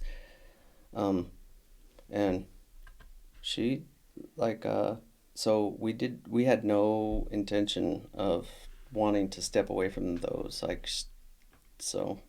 Do you think that having those charity projects, when you come back from, the chaos of the war zone, do you think having those charity projects to kind of dive into, do you think that was a beneficial way for you to adjust coming back? I think so. I mean, if I say that it is, then it is. I mean, well, I mean, that's why I'm asking you. I was gonna say, because I'm not just gonna tell my wife like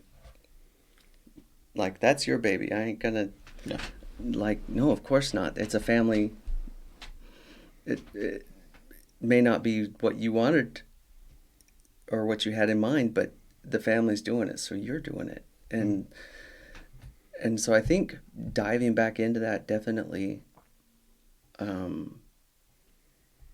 like a lot of people lose their purpose when they come home from deployment, because they're like, well, when I was on deployment, I was doing all these like really cool things. Now I'm home and I'm not doing anything, but that's not true.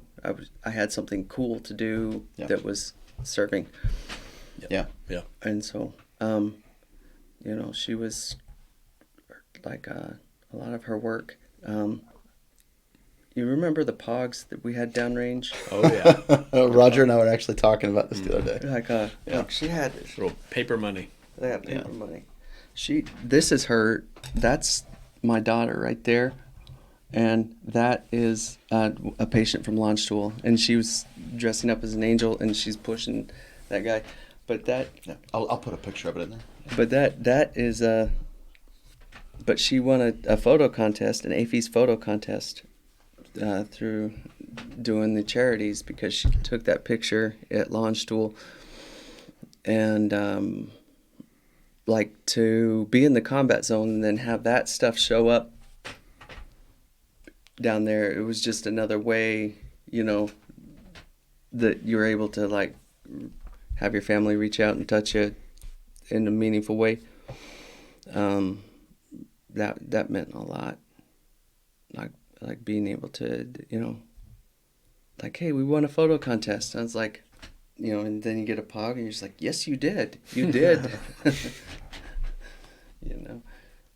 And, so that was like being able to have purpose outside of a deployment. I can't think of that not being beneficial. Yeah. I gotta say that it helped, stay on track. So you come home from Afghanistan, you get involved in the nonprofits. What happens next? We let's see. After that third deployment, we did a few missions in Germany. We were supporting the Joint Task Force East, and we did. I'm trying to think what else we did right around that time, but it was right around that time. They were like saying like, "Hey, you've been in Germany too long." I actually had a platoon leader that left my unit when I was there while I was in Iraq, and then he came back to that unit as the commander while I was there, and he heard one of the soldiers say like, "Hey, Sergeant Campbell, how long have you been here?" And Captain Delgado pipes up and he's like, "Oh, he was born here." And so that was pretty funny. But So the Army tracked you down and said you can't stay here anymore. yeah, they finally figured me out. They're like, "This guy." Where were they going to send you? They sent me right back to Fort Campbell. Did you try to stay in Germany longer? I did. I was like, Okay. "Hey, yeah, look." Can't blame him for Oh, trying. that is not uncommon. I was using the same sales pitch as like, "Hey, look, we're doing awesome things here, and the unit needs medics, and so Oh, we're so low on manpower. Yeah, and so I'm a wealth of experience. all of those I have to train up the next guy. And sales pitches that you could give branch didn't work. with branch manager like, "Hey, look, we're doing awesome things here," and he's like, "I don't care," which is Save some for somebody else. yeah, it's you gotta share the love, you gotta spread it out. So I had to go back. I went back to Fort Campbell and jumped right into another deployment at Fort Campbell. Like they were on their way out. You showed up to Campbell when? It was shoot, that was 14. Is when I PCS there. It was at the end of 13. So we left in 13, and the deployment was like December of 13. So we arrived in Fort Campbell on Halloween. I remember it was Halloween. And that was a really trying time. That was brutal. We're not even established this time. Yeah. You didn't luck out like you did the first time. Yeah, that was, and And my wife, she suffered quite a bit when we came back. Yeah. Well, I mean, she had just spent nearly a decade Yeah. establishing, herself and her charitable work. While Yeah. you were, flying in and out, and And now she's uprooted, and you're flying back out, but she doesn't have that. she doesn't that have charitable work. anything. Yeah. Yeah. She just like trying to make the most of it. Well, Trying to we have said it find repeatedly us. on this show that family members serve too. Yeah, she's and um, probably like like I know why dependents get a bad rap because you know when you're a commander or you're a platoon sergeant or first sergeant and you have a new soldier come up and tell you they got married over the weekend and That doesn't happen. her name's Sapphire. Bambi or Tiffany or whatever, and she just works on Bragg Boulevard. Any letter that ends in I. Yeah, and like so I'm in love. I'm in love and we're Gonna be different. Yeah. It's like, did she fall in love before she found out about TRICARE or after? Because that's a big deal. And so dependents get a bad rap because there's a few people, like there's people that like kind of lose their head and they go out and they might be taken advantage of by. The stereotype is there for a reason. Yeah. Yeah. And it's and as a platoon sergeant, first sergeant, commander, or whatever leadership position you're in, it's like a nightmare. You're just like, oh gosh, no. Like, cause you can't tell someone, they can't get married. We used to. No. Yeah. Yeah. But like It's the old army. but the same time, like my wife's always been really like patriotic and like her pride for the family service and my service in the military is immense, and so whenever the army kind of kind of gives her this light hand or gives her makes her feel like second class or whatever, like it kind of frustrates her because she feels like she's put a lot of heart and soul into it and Paid her dues. yeah, and so because in the same as a junior soldier talking to a leader, they're gonna be like, well, the army didn't like you're the service member, she's not the service member, Mm-hmm. like so.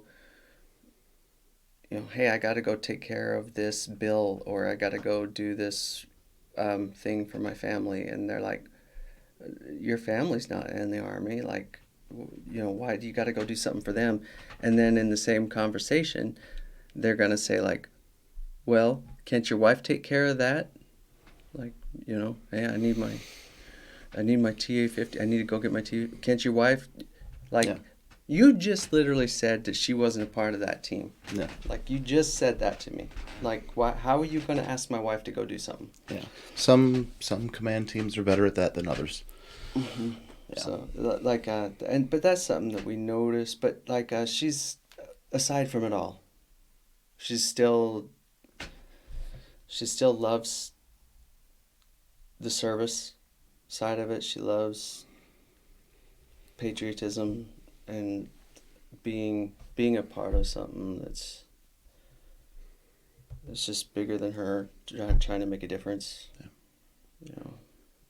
So you were headed out again, and then she was there at Campbell, trying to find a new purpose. But where were you off to? I was off to um, our flagpole was in Bagram, Mm-hmm. and we were farmed out to like J-Bad, A-Bad, Mm-hmm.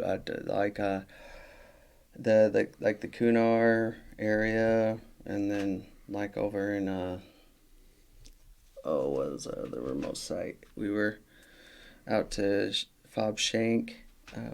We had a group out there. I'm trying out, um, but uh, that deployment, it was pretty busy for me, but I had the support and that I needed, and it was so crazy. Like it was on that. Um, it was just a couple years ago. Was it 22? I think 21 or 22. I was working out in my living room, and I just finished working out, and all of a sudden I get a message on Facebook, and it was like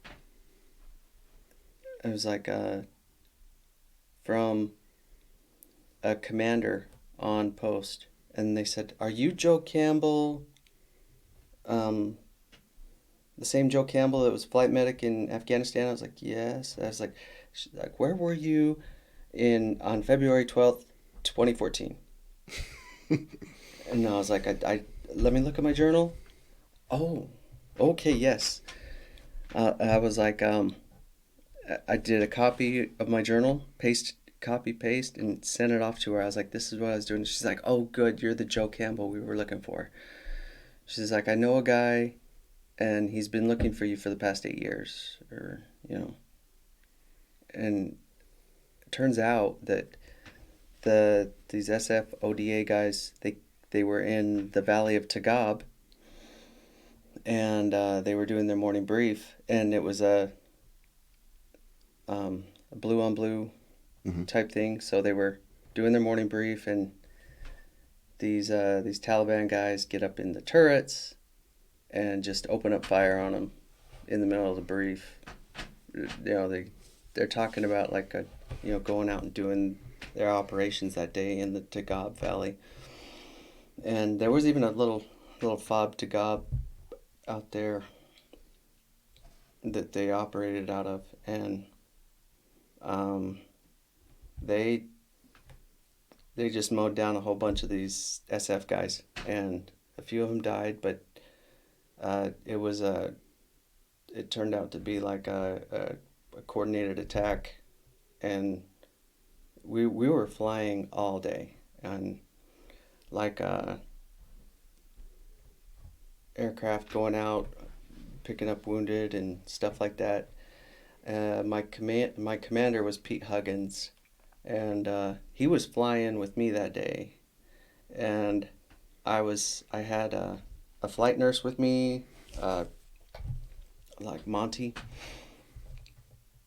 and we were sitting there we were kind of like tensions were running high, and we were like trying to listen to the radio, trying to figure out how many patients there were, litter, Mm-hmm. ambulatory, whatever. And it's like, you take this guy, you take this guy, and then like all of a sudden we just hear uh, like gunfire and panic over the radio, and this guy's like yelling, and then Pete Huggins, like he was just like came over the radio, and he's like, hey, he's like he's like, we got you. We're not gonna stop flying until all you guys are out. We will not stop until you guys are all home. And I was like to hear him say that, it was just like all of a sudden I had this huge this feeling of like peace just came over me. Like I was just ready to face anything. And we like we had several holes in our aircraft by the time we got done with that day. By the time we got done with that, those missions, but the SF guys, they were just really impressed because apparently him making that radio call, like all that panic and like him just having that It level, calmed it yeah, lowered the panic. like it Yeah. took it from here to here, Yeah. and that was just enough for us Yeah. to get it all done. We landed and they picked out an LZ outside of this little compound that they were gonna pull the patients from the compound, take them over to this LZ landing zone, and but Pete just set it right down in the compound, like we didn't know they had an LZ over there. We just set it down in the compound, and there was just barely enough room there for us. Like, I mean, we blew stuff away, but like we fit, and like it was just a lot of chaos and stuff. But to have this major who's the commander of the hospital, she's looking for this medevac crew, and this guy, I didn't know if he survived or not, like but Monty was actually the one that saved his life. He The was nurse? he, because I was working on a guy who had I don't know how he got an amputation, but like his legs were crushed and then partially amputated, but he was high as a kite because he had so much fentanyl at that time. But he was but I was like trying to keep him awake by joking with him. I was like, no, your legs are fine, it'll buff out, stuff like that. And The things you find yourself saying. yeah, Yeah. yeah, it's good, it'll buff out. And I found out the guy had a sense of humor, and so I was kind of using that dialogue to keep him awake and like looking at me, because his lower extremities, I didn't want him to look at his lower extremities because he would go into shock. And but Monty was working on Jose, tension pneumothorax, pneumohemothorax, and he was going downhill fast. And so what he did is he got under his armpits and got him into a position where he could get the air out of the lungs and get the blood into a spot where he could reinflate the lungs again. And he was able to determine that just by looking at the chest and figuring out which way the guy needed to go. And but Jose, he had been looking for us for all that time, and he didn't know who it was. And this lady, this commander, she was his friend, and she was looking for that crew. And so she's like, okay, yeah, you're it. And turns out he lives not far from here. He lives in Lumber Bridge. Third group guy. Yeah. Yeah. He lives in Lumber Bridge. He's retired now. And what we did is we brought the whole medevac crew in to here, and my wife made a quilt for him, like a big dust off quilt, Red Cross on it. And it was the commander, Passy, I think. Yeah, Passy is her name. And she was like, we don't have a medevac crew here. We have the medevac crew here that evac you. So that was the first time he was hearing about it, was when we were there at the hospital when we presented it to him. And so that was really cool. So what was the space of time and space? It was years. Between the mission, it was like, that was 14, and I think it was 21 or 22 when she reached out. Not quite 10 years, but Yeah. Still almost a decade. yeah. Yeah. That's And so That's amazing. she was like, I was like, well, it's good to hear that he, made it. He made it. Because he was circling the drain for a little while at the hospital. They weren't confident he was going to make it because of the complications he had in his lungs. And he still has some complications today, as people would from those type of injuries. but he's in Lumber Bridge, and like I didn't even know he was that close. But Y'all grab breakfast every now and then, oh, kind of thing. man, I haven't touched base with him. I need to go back over there and high five him again. Yeah, But life is short. yeah, for sure. So, how long was this tour? Another year? It was a year for those troops. The unit, they really needed more than a body. They needed experience because they didn't have a lot of experience on these crews, and they're just like, you have, because like a lot of flight medics, their attrition rate is one deployment. Just burnout. And yeah, it's because you know, You see too much. yeah, You see the worst cases. you're like right in the middle of that. By the And time they so, make it to you, they're the worst cases. yeah, I mean, but like, gosh, it still burns in me. I want to go. I want to, like, I mean, You can't turn it off. yeah, I want to, you know, and I'm finding ways to help,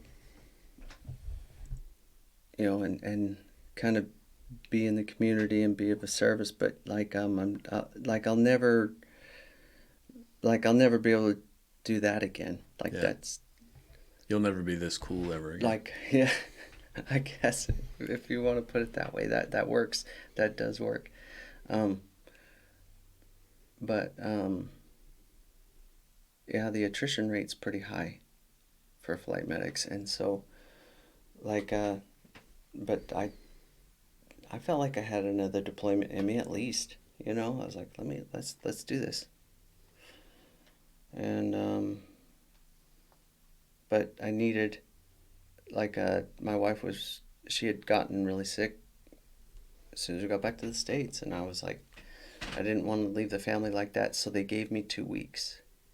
They blessed off on 2 weeks, and it was like the biggest answer to a prayer. It was so, like, they wanted me out the door like stat, and I was like calling. I was talking to the commander, you know, Major Huggins, and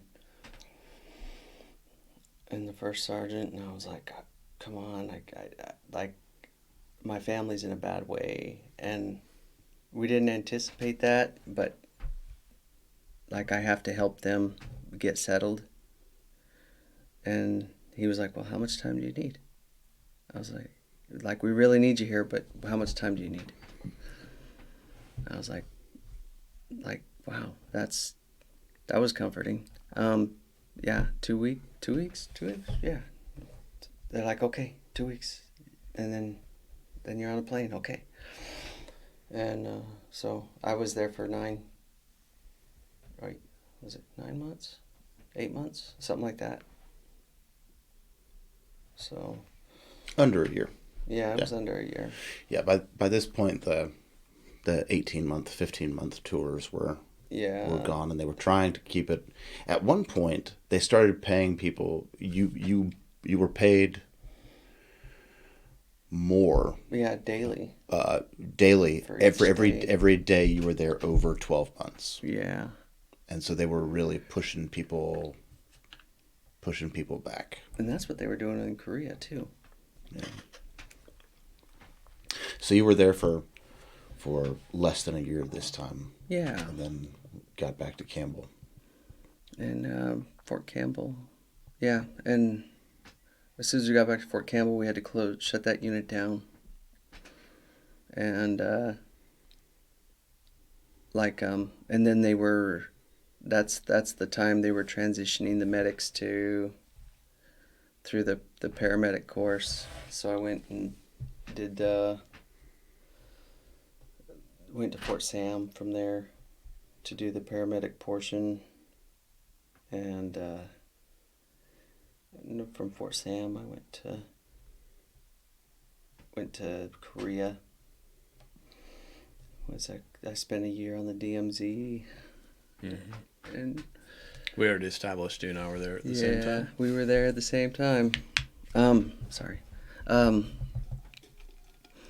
Yeah, Korea was, it would have been cooler if family could have gone, but I liked Korea. Like, it was, and for some reason my platoon liked me. I don't know why. Like, um, but like all my soldiers in that evac company that I was in charge of, they worked really hard for me. Like I felt like I didn't deserve to have, like I seen some real dirtbags in the Army. No. And like, but like these guys would just like shine, and they made me look good, and like like I'm just like, how did I win the lottery on that? That was like Korea was a pretty decent, like I had a few run-ins with different people, but like for the most part it was like a really good experience for me. um Your family's still at yeah, they're Campbell while you're. well, they were at Fort Sam.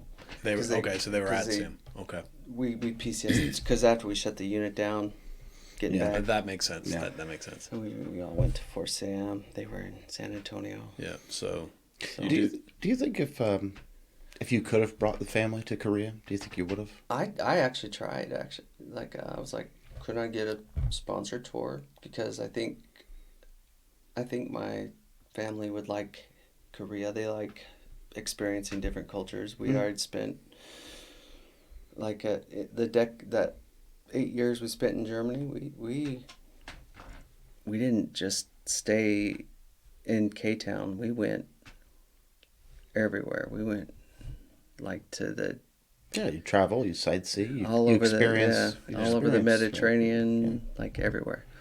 the way it was in Korea back then, if you were Bel- accompanied, they had Yeah. your family would stay in area 2 or 3, so south of where you were if you were in area 1. Yeah, you would be in. And you wouldn't see them as often as you'd like. Well, the what Branch told me is they were like, if you're in area 2 or not area, if you're in area 3 or 4, then you can take your family with you. But if you're in area 1 or 2, then it's a hardship tour. Okay. But I don't know if it's different for enlisted. Yeah, it's for us. It was an offer. It was you can do 2 years accompanied or 1 year unaccompanied. Yeah, And accompanied wasn't really accompanied because they'd be down in area 3, and you're working long hours, and you'd be lucky to see them on a weekend. yeah, they didn't offer that to me. Wow, they it were was a just- raw deal, so I just took the year. So Yeah, I was like, let me just jump into it and do it. Yeah.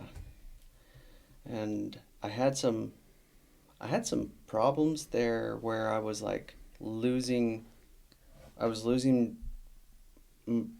Felt like I was losing my mind because I didn't know what was going on, because I had some problems with like memory lapses, and like you do some like time traveling. yeah. Like I swear I've been here the whole time. Like, what happened? Where did the last 10 minutes go? Yeah, what happened? And so was having some like cognitive issues, and even so much so that I was just really simple. We were gonna take a convoy of ambulances from Camp Stanley Yeah. to Warrior Base. Mm. Not that far. It's not that complicated. Not that tough. I lost all of them. Lost all the ambulances. I was like, I would ride with the Warrior Base like by myself. Like just trying to call on the phone, call on the radio, like whatever I could to get a hold of the guys, trying to figure out where they were. And,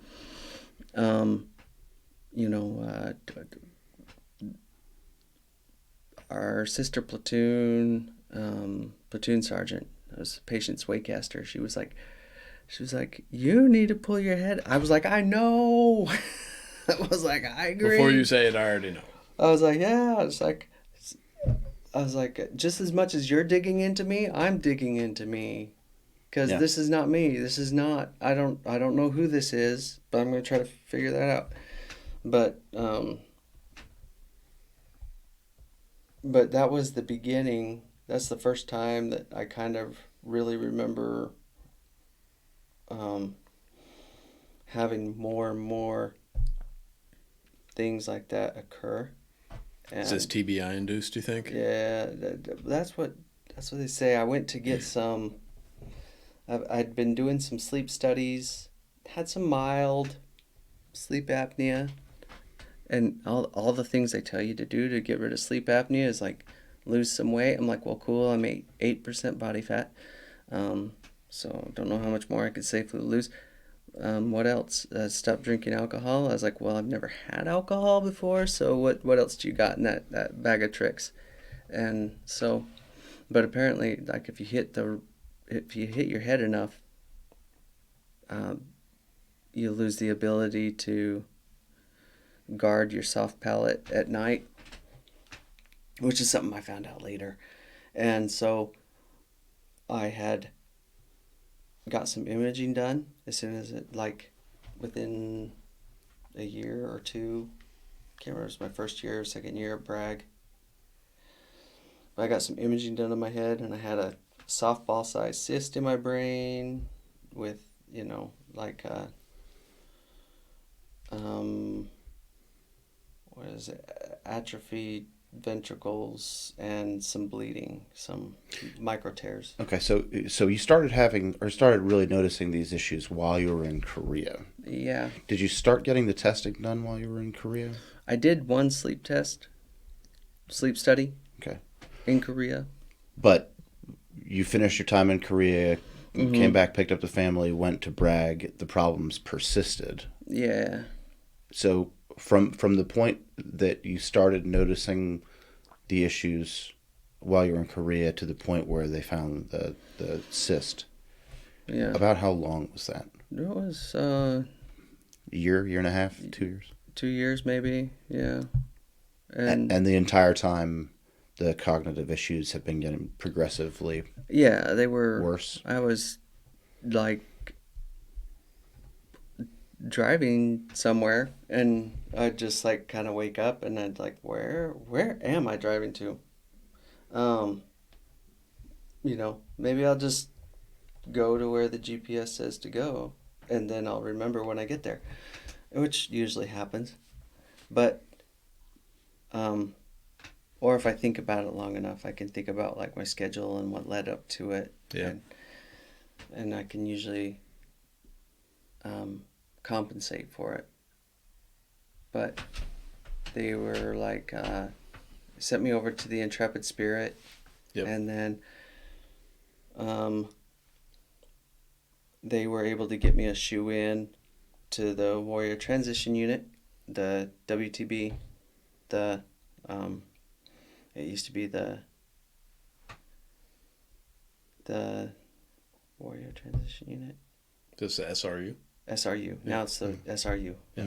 Yeah. Soldier Recovery Unit. And like I thought that was going to be like, like holdovers at AIT, how they're like, yeah, it's a mixed bag.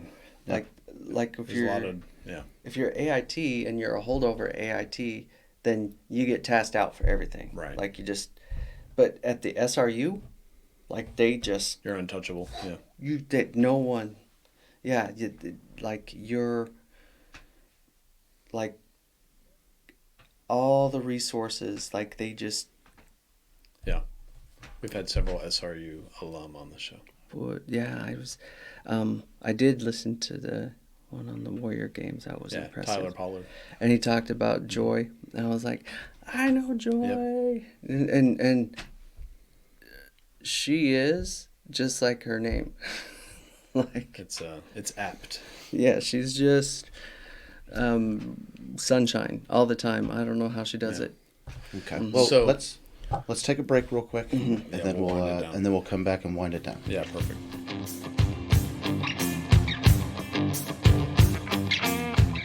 So you are at the SRU now, Yes. and how long had you been there when they found the cyst? Well, I mean, they found it before I went Okay. into the SRU, Okay. and they were there trying to figure out how much of what I'm dealing with is just TBI and how much is a cyst. But neurology at Walter Reed finally, like I wanted to be a RTD, return to duty, Mm-hmm. Yeah. and that's what I was kind of pushing for when I got in there. But neurology was like, you can't hit your head one more time. Like you can't be close to anything that blows up or goes bang or anything like that. Like, because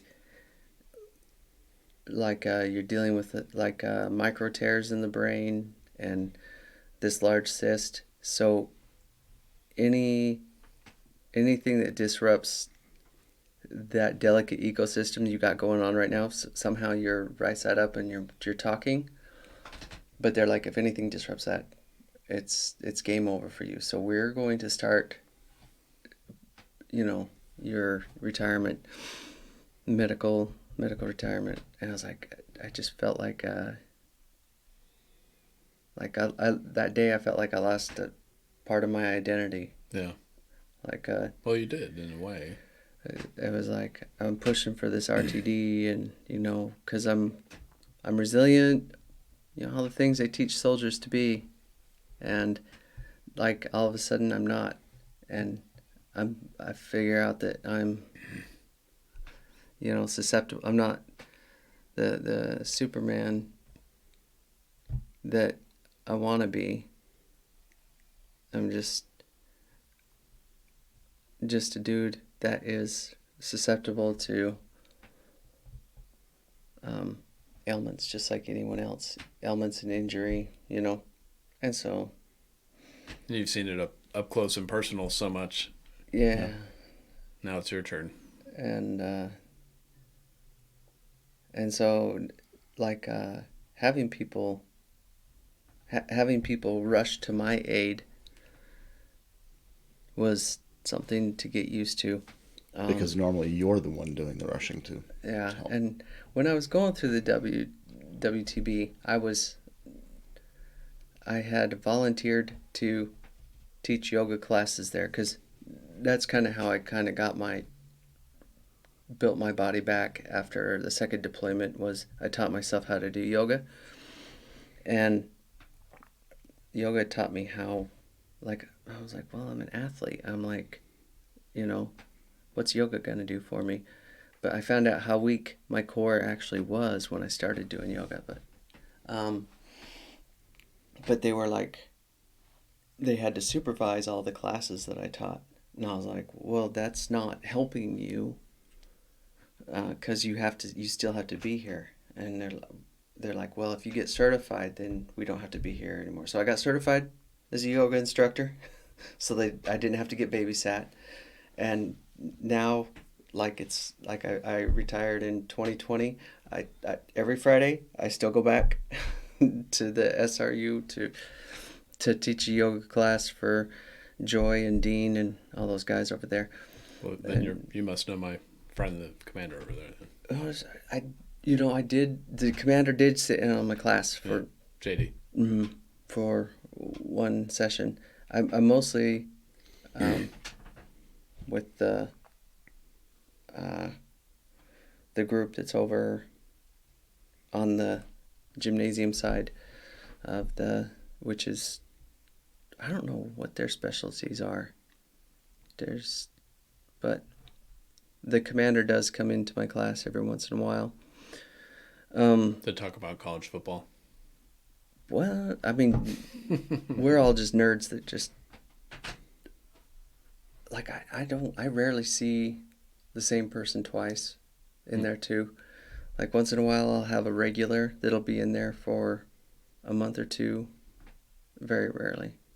And then they PCS, they move on, because no one in that unit, you're not in that unit to stay, you're in that unit to go somewhere. Yeah.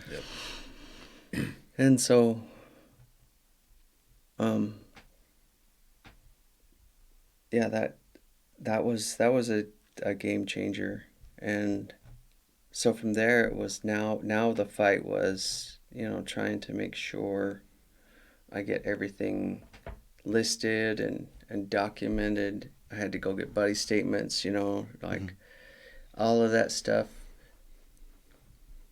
all of the danger close and the crashes and things like that you shook off. Now you got to go get buddy statements for that stuff and get it documented.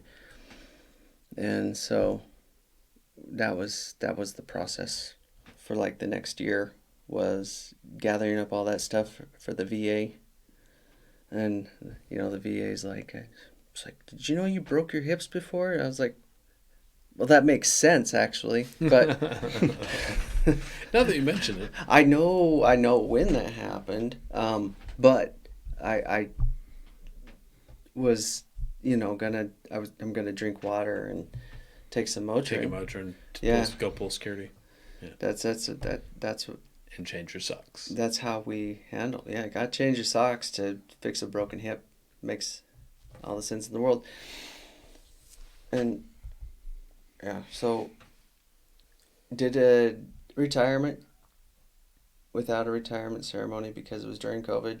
Dan knows what that's like. So Yes, I do. so we went. Yeah, so you It was great. you just you show up and they hand you a flag and a certificate and then Your DD two and fourteen your DD-14 and then you bounce. Mm-hmm. And the funny thing is, my whole career was like, man, if I can get through this without having to dragging all my battle buddies into a retirement ceremony, I was like, Amen. I consider that a win. And I was like, that was a win for me. It was a win, but like for my family, they didn't quite get the closure they wanted. They were like, it would have been kind of nice to go there and actually see Dad get recognized for his career, but like for me, I'm easy. I'm like, yeah, send it to me in the mail. Like, I'm good. Yeah.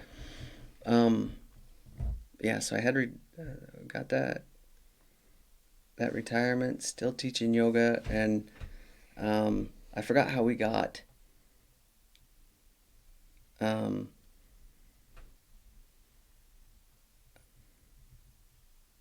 got tied in with Eagle Rock. I think Tawny filled out, like my wife, she filled out um, a form or something online. She heard about it, filled out a form, but we got in with that organization called Eagle Rock, and Lynn heads that out. I don't know how she does that. She does everything.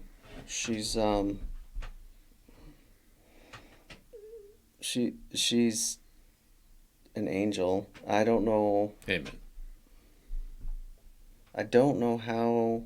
Like I see what she does, and I like at my age, I'm in my late 40s, and I feel like I can barely drag myself out of bed in the morning, and she's She's the best. she's older than that, and she's like, and she has aches and pains and all that stuff, and she goes anyway. Like the sheer amount of grit. But she just feels like it's her calling whenever you talk to her. She's like, she was like, God told me to jump on this, and so I did. And she's like, this is where I'm at. And like I was like, well, what do you need? I'm like, I don't have a lot to give, but whatever you need. And so she's been awesome. But So y'all went through Eagle Rock when? we went through our first Eagle Rock retreat was, oh gosh, I'm trying to remember. YMC. It was the YMC campground over there by Is it the one in Charlotte? it's in between like Charlotte and St. So, Camp Harrison? Camp Harrison. Yeah. And they don't use that one anymore. Correct. We went to another. Then we went to another one, like an alumni retreat. Yeah. After that, and it was here at like The one here is Rockfish. Rockfish, yeah. And so, but she got sent Tawny a message and said like, "Hey, I want to put you in to get this, free car because I had car problems. I made some mistakes. I I was trying to save money and let a friend work on my car, and he made it so the car was even worse. So much so that That's not how that's supposed to work. no one could work on it. Like it was like the transmission was gone. I was like, oh gosh, and he had it for like better part of a year at least. Like, and so that thing was like a complete wash. Zombie car. Yeah. And so Tony's like, well, what are you gonna do about a second set of wheels? We only have one car. And I'm just like, well, we only have one driver. So what's the problem? Because she's been sick for so long, and she's like, come on, you know that when one car doesn't work, we need a second set of wheels. And I was like, yeah, you're right. And so Lynn proposed this program from Progressive, Mm-hmm. where Progressive, they select one or two service members from each state, and she was like, what could it hurt? Just submit an application. Like, well, I'm there's a lot of service members in the state. I would dare say there are other people who are more qualified or may need it more. She's like, let them decide who's. That's right. Let just submit the application and let them decide. And so I was like, oh well, okay. And she's like, this seems like a pretty good application. She's like, we'll just submit it. And several months go by, and I get a call from Progressive, and they're like, hey, you're the person that we're gonna give this car to that we award service members wheels for warriors or wheels for heroes or something like that. I don't know. We'll put it in the show notes. Yep.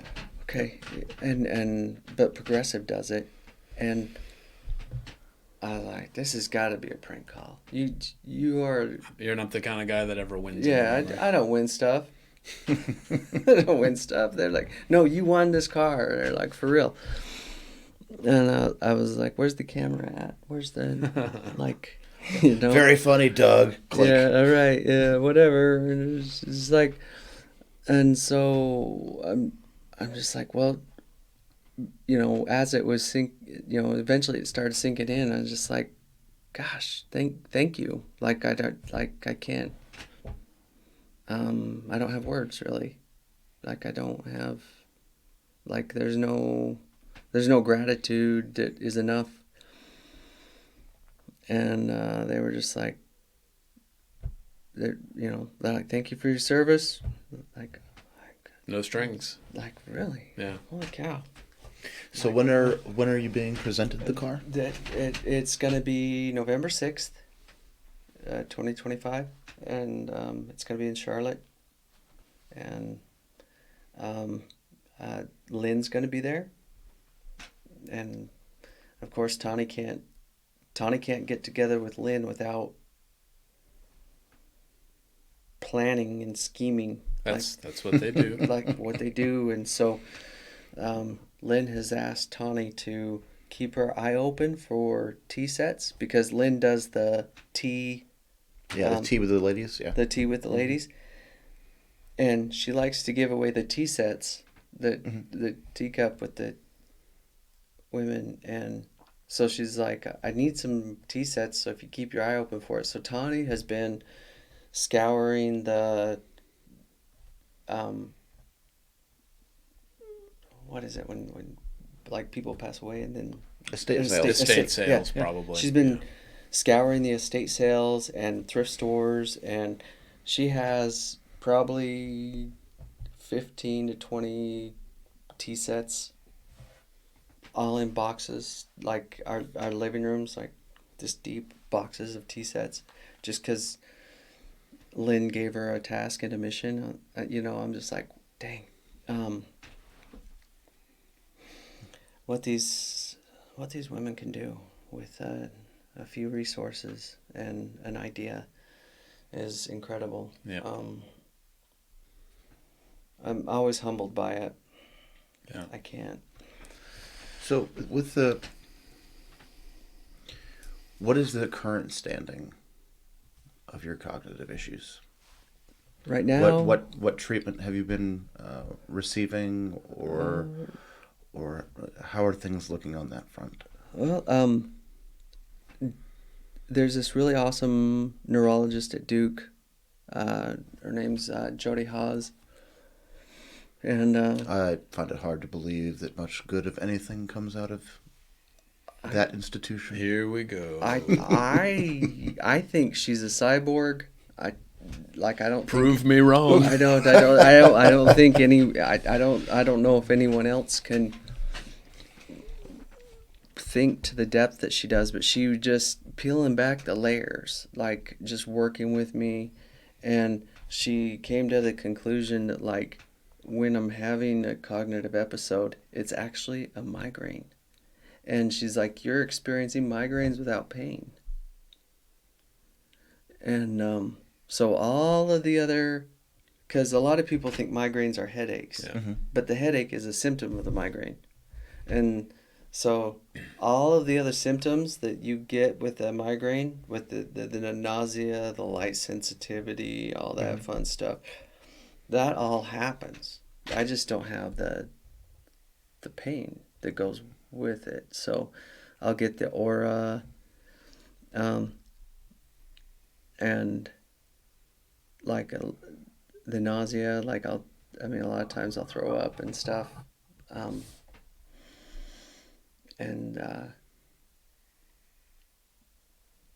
but as long as I treat it like a migraine, I can usually get my feet back underneath of me. Like there's a couple of medications that work, Phenergan is one, just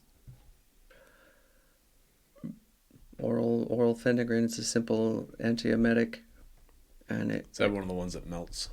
there is one of those that's starts with a V. I can't. No. There's rizatriptan as well. Zyrtec. It's not Zyrtec. Zyrtec is one of them that works, but it's really hard to get that one. But so I use that one sparingly, but mostly just Phenergan. But like if I do that and take a short nap, I can usually get my feet back underneath me and continue to like power on through my day. So, what is the path forward from here? Try to maintain like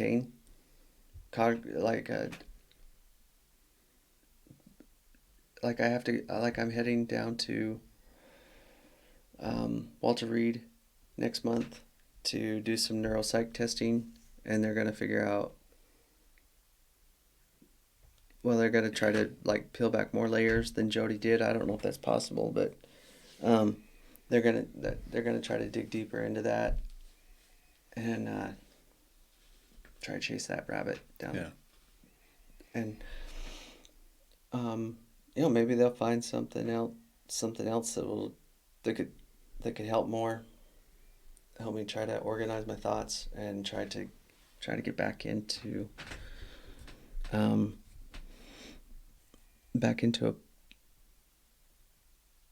a place where I could be serviceable. This next year I'm going to be doing this mission for my church, and I was doing the training today, and I was like thinking about trying to keep like they were talking about like doing these monetary donations to chaplains groups and trying to keep that straight and trying to keep different service members organized and things like that, and what their status is, and that that is not my strong suit right now. I'm really, I've been really disorganized. And so, like, trying to keep that straight, I'm just like, but I see this guy in front of me, and he's a, he's a not a Korean, he's a Vietnam vet, and he's, you know, an engineer 3 times deployed. And he's doing this. He's running in circles around the young guys. So I'm like, yeah, let's do it. And like, he started out the podcast today. I mean, not the podcast. He started out the Zoom meeting today by saying, like, he's like, I didn't feel like I had it in me because I have too many concussions. I have too many cognitive issues. But he's like, the Lord called me to do this. He's like, so who am I to tell? So here am I. Like, yeah, so I'm not going to tell. Like, that didn't work out well for Jonah, you know. Like, you know. God doesn't call the equipped; He equips the called. Yeah, he qualifies those who he calls, and so I don't see a way forward, you know, after this meeting today. But there is doesn't mean there's not a way forward. There is a way forward. There's a way. I just have to find it. There's always a plan, whether we see it or not. Yeah. Yeah. For sure. All right. Well, we really appreciate you coming on the show today. Yeah. If you could go back to 23-year-old working late nights at the gas station, you know, would you go if you could go back? Would you do the same thing again? 100%. Would you still choose engineering right out of the gate? Or would my you go wife to the and medical field first? We had this conversation, and we did it. We would not do it in any other order or any other way. If we had to do it again, we would do it exactly the way that we did it. Yeah. Every single step, even though some of the steps sucked, like that was a critical piece to get to the next thing. Of course. And so, no, I would not do anything different. Yeah. Well, I have. Roger, got anything else? Okay, I have one last question for you before we let you go. All those flights that you were flying, picking up those wounded Marines. Can you approximate how many sets of crayons what you went through for all those flights to satiate them? Yeah, I mean those young Marines needed a snack, I'm sure. I'll tell you what, man. Yeah, Marines do have an appetite. Yeah. You know, but like, was unlike in your medical bag, was there like a special compartment for the blue crayons? It's a satchel. Or did you just like they came on board and you're stopping their bleeding and you're just throwing crayons in their face? I cannot.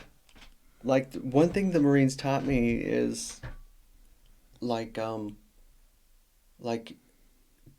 they embrace the suck like nobody else. That is so true. They're just like, I love how much this sucks. Like, can it suck more? Can we do this? Yes. And like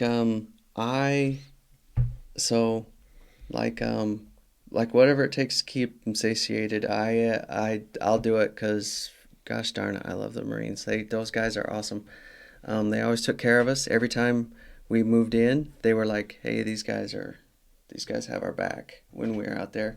So let's take care of them. And we had their best. Their best, you know, wasn't always like top tier because we're out in a dirt hole in the middle of the desert. But man, they would pull out the stops for us. They were awesome. Hoorah. All right, Joe. Thanks, man. This has been great. Yeah. This has been great. Thanks, brother. All right.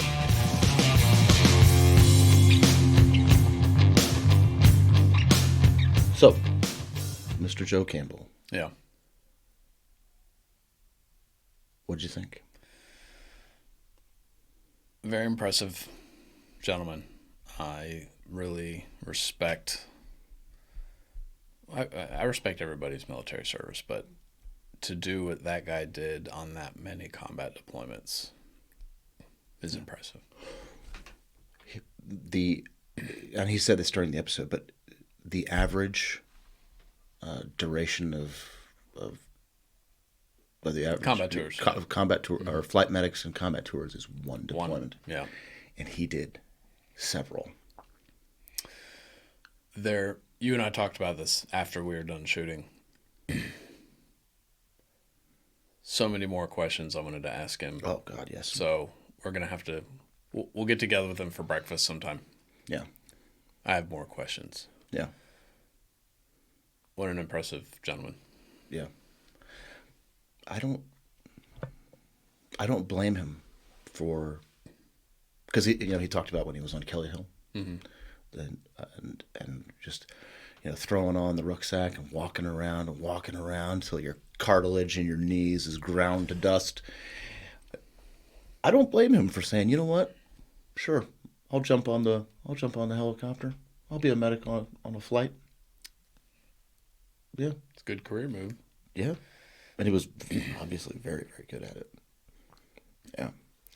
I loved it was towards the end of the discussion when he described how former colleagues were able to track him down Oh yeah, that was awesome. and reunite him with one, I think it was at least one, maybe several people whose lives he's saved from, I believe that was his last combat deployment. I think so. Yeah. Yeah, that was pretty awesome. I've often wondered about it. I wasn't a medic, obviously, but I've often wondered if there are people from some of my deployments, of how I would ever be able to track them down. Well, I think he said that it started with a Facebook message from an intermediary. Yeah. So I mean, Right. And I mean, Joe Campbell is not exactly the rarest of names. So I mean, True. I can only imagine that message must have gone out to a few dozen Joe Campbells. Yeah. He kept a journal. Mm-hmm. And for many reasons, I recommend journaling. I myself don't do it because I'm a nitwit, but he was able to use his journal entry to be able to corroborate the date that was given to him. I mean, could somebody do that to you? What were you doing on January 12th of 2011? I kept a journal for years, actually. Yeah. For years and years and years. I stopped for personal reasons. Yeah. But Yeah. that would, man, so many more questions Yeah. I mean, and then that's the way it is with all of our guests. There's always more that that we think about after the fact, or in the interest of time, we can't talk about everything. yeah. So And we always end up talking before the episode and after and in the breaks and everything. And so, we don't always bring those discussions into the recorded conversation, which is unfortunate. But yeah. Well, he and I have a mutual friend, and you as well, Miss Lynn at Eagle Rock, who kind of brokered this whole thing. So thank you, Lynn, for that. We wanted to meet Miss Tawny, his wife. Originally, the two of them were going to come in, but she couldn't make it this evening, which is, she has her reasons. But thank you so much, Joe, for coming on. Yeah. And I think it should be said, thank you to his wife for all the charitable works that she was doing while he was downrange. I mean, that's some impressive. Got to stay busy, right? That's some impressive stuff. Because when I was stationed in Germany, and then not just in Germany, but also wherever I was stationed, if we were deploying, there were families there were spouses with the kids and everything would pick up and they would move home closer to their support group. Right. And his wife could have just as easily done that, but she stayed there and she followed through with a lot of people whose lives that he saved. Yeah. She was going to the hospital and checking Or on not. these people, or in some cases not. Just I wish that more spouses would take that role seriously, or that's not the right word, but really invest in it. Really invest in it, because it is It is so important. So, Agreed. So I appreciate your work too, Tony. Yeah. Okay. Any parting shots? No, I don't think so. Okay. It's our second SRU alumni Yep. that we know of anyway. At least two. Yeah. Pretty cool. Yeah. You ready for free fire? Let's do it. Okay. This is what I've been thinking about for a while. I know. Because I don't think that the Army still does it. But do you remember the 7 Army values? I remember that they were basically just ripped off from the Boy Scout, law. There's 12 points to the Scout law, and they basically just shoplifted half of them. And It's entirely possible. But it was as spelled, what was the acronym? Leadership. Yeah, it was. I couldn't remember if it was leadership. Yeah. So yeah. Yeah. It was loyalty, duty, respect, selfless service, honor, integrity, and personal courage. Yeah. And that, of course, spells out leadership. And I mean, you had your little Army values card, and you had your Army values dog tag, and it was really drilled into you as a soldier of a certain era. It was on our evals too, at least on the O side anyway. No, it was for NCOs as well. Somewhere along the line, that stopped being, because you used to see it everywhere. Yeah. Just like that, Army strong stuff was plastered everywhere for that campaign. The Army values used to be plastered all over every military installation and everything. Somewhere along the line, that stopped. But I've been thinking about it a lot lately, about those 7 Army values because of some reading that I'm doing. So my question to you is, if you have a leader and you can only choose one of those Army values that they excel at, they are either horrible or below average on all the rest. What's the most important one is what in a subordinate leader is what you're asking. In your leadership. My leader. Okay. Yeah. Your superior. Superior. Yeah. Okay. Which one would you want him to excel at, even if he sucks at everything else? Or her. Sure.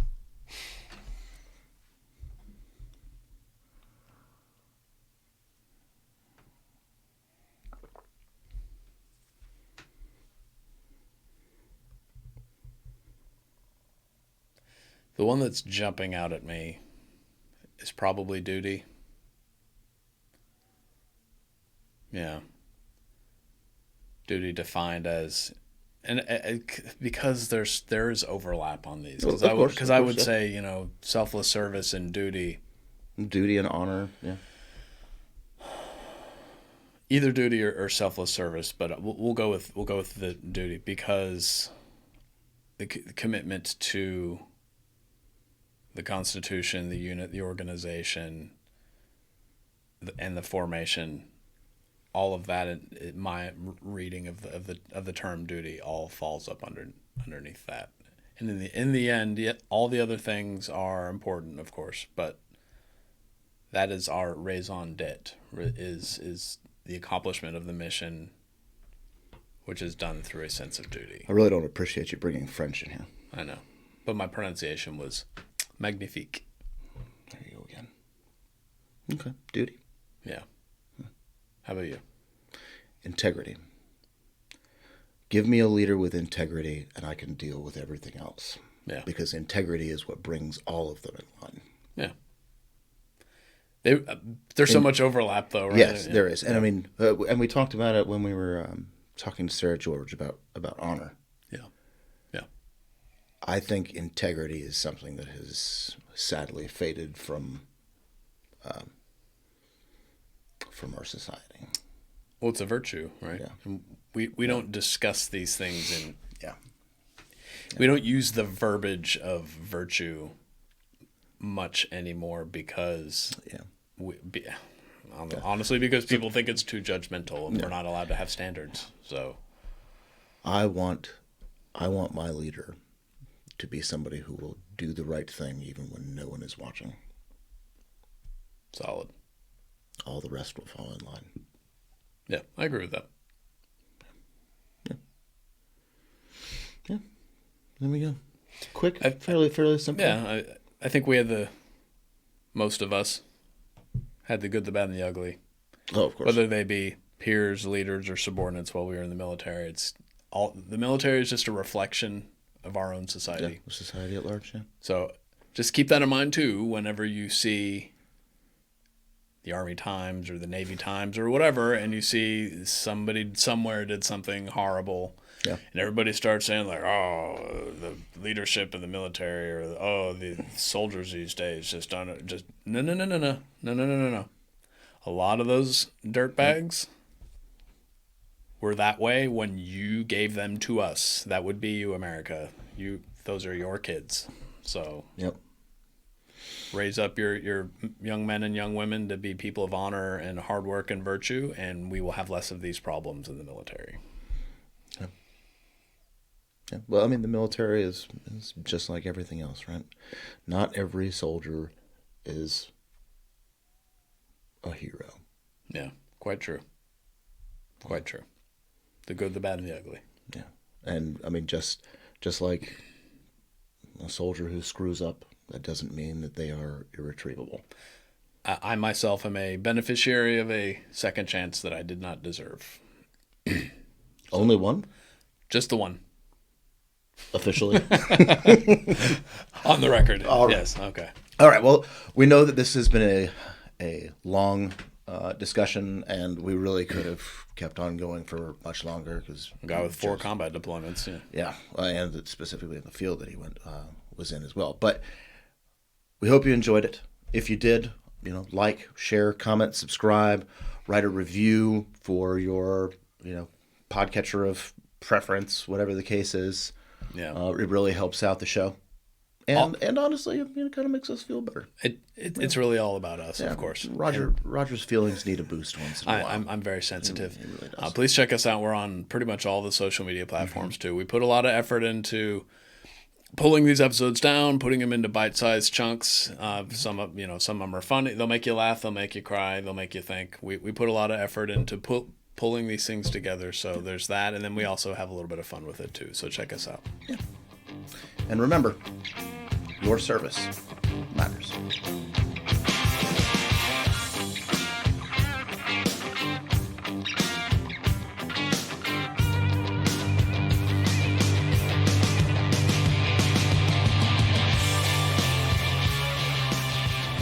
That is probably accurate. I can't confirm or deny. I still don't even know what it is, but I'm intrigued. Well, like many childhood insults, it doesn't have to make sense. One man's chode is another man's. Yes. I won't finish that sentence. There are women and children present. Well, I never know what's going to make it in the stinger of the episode now. No, but all mics are hot, dude. All mics are hot.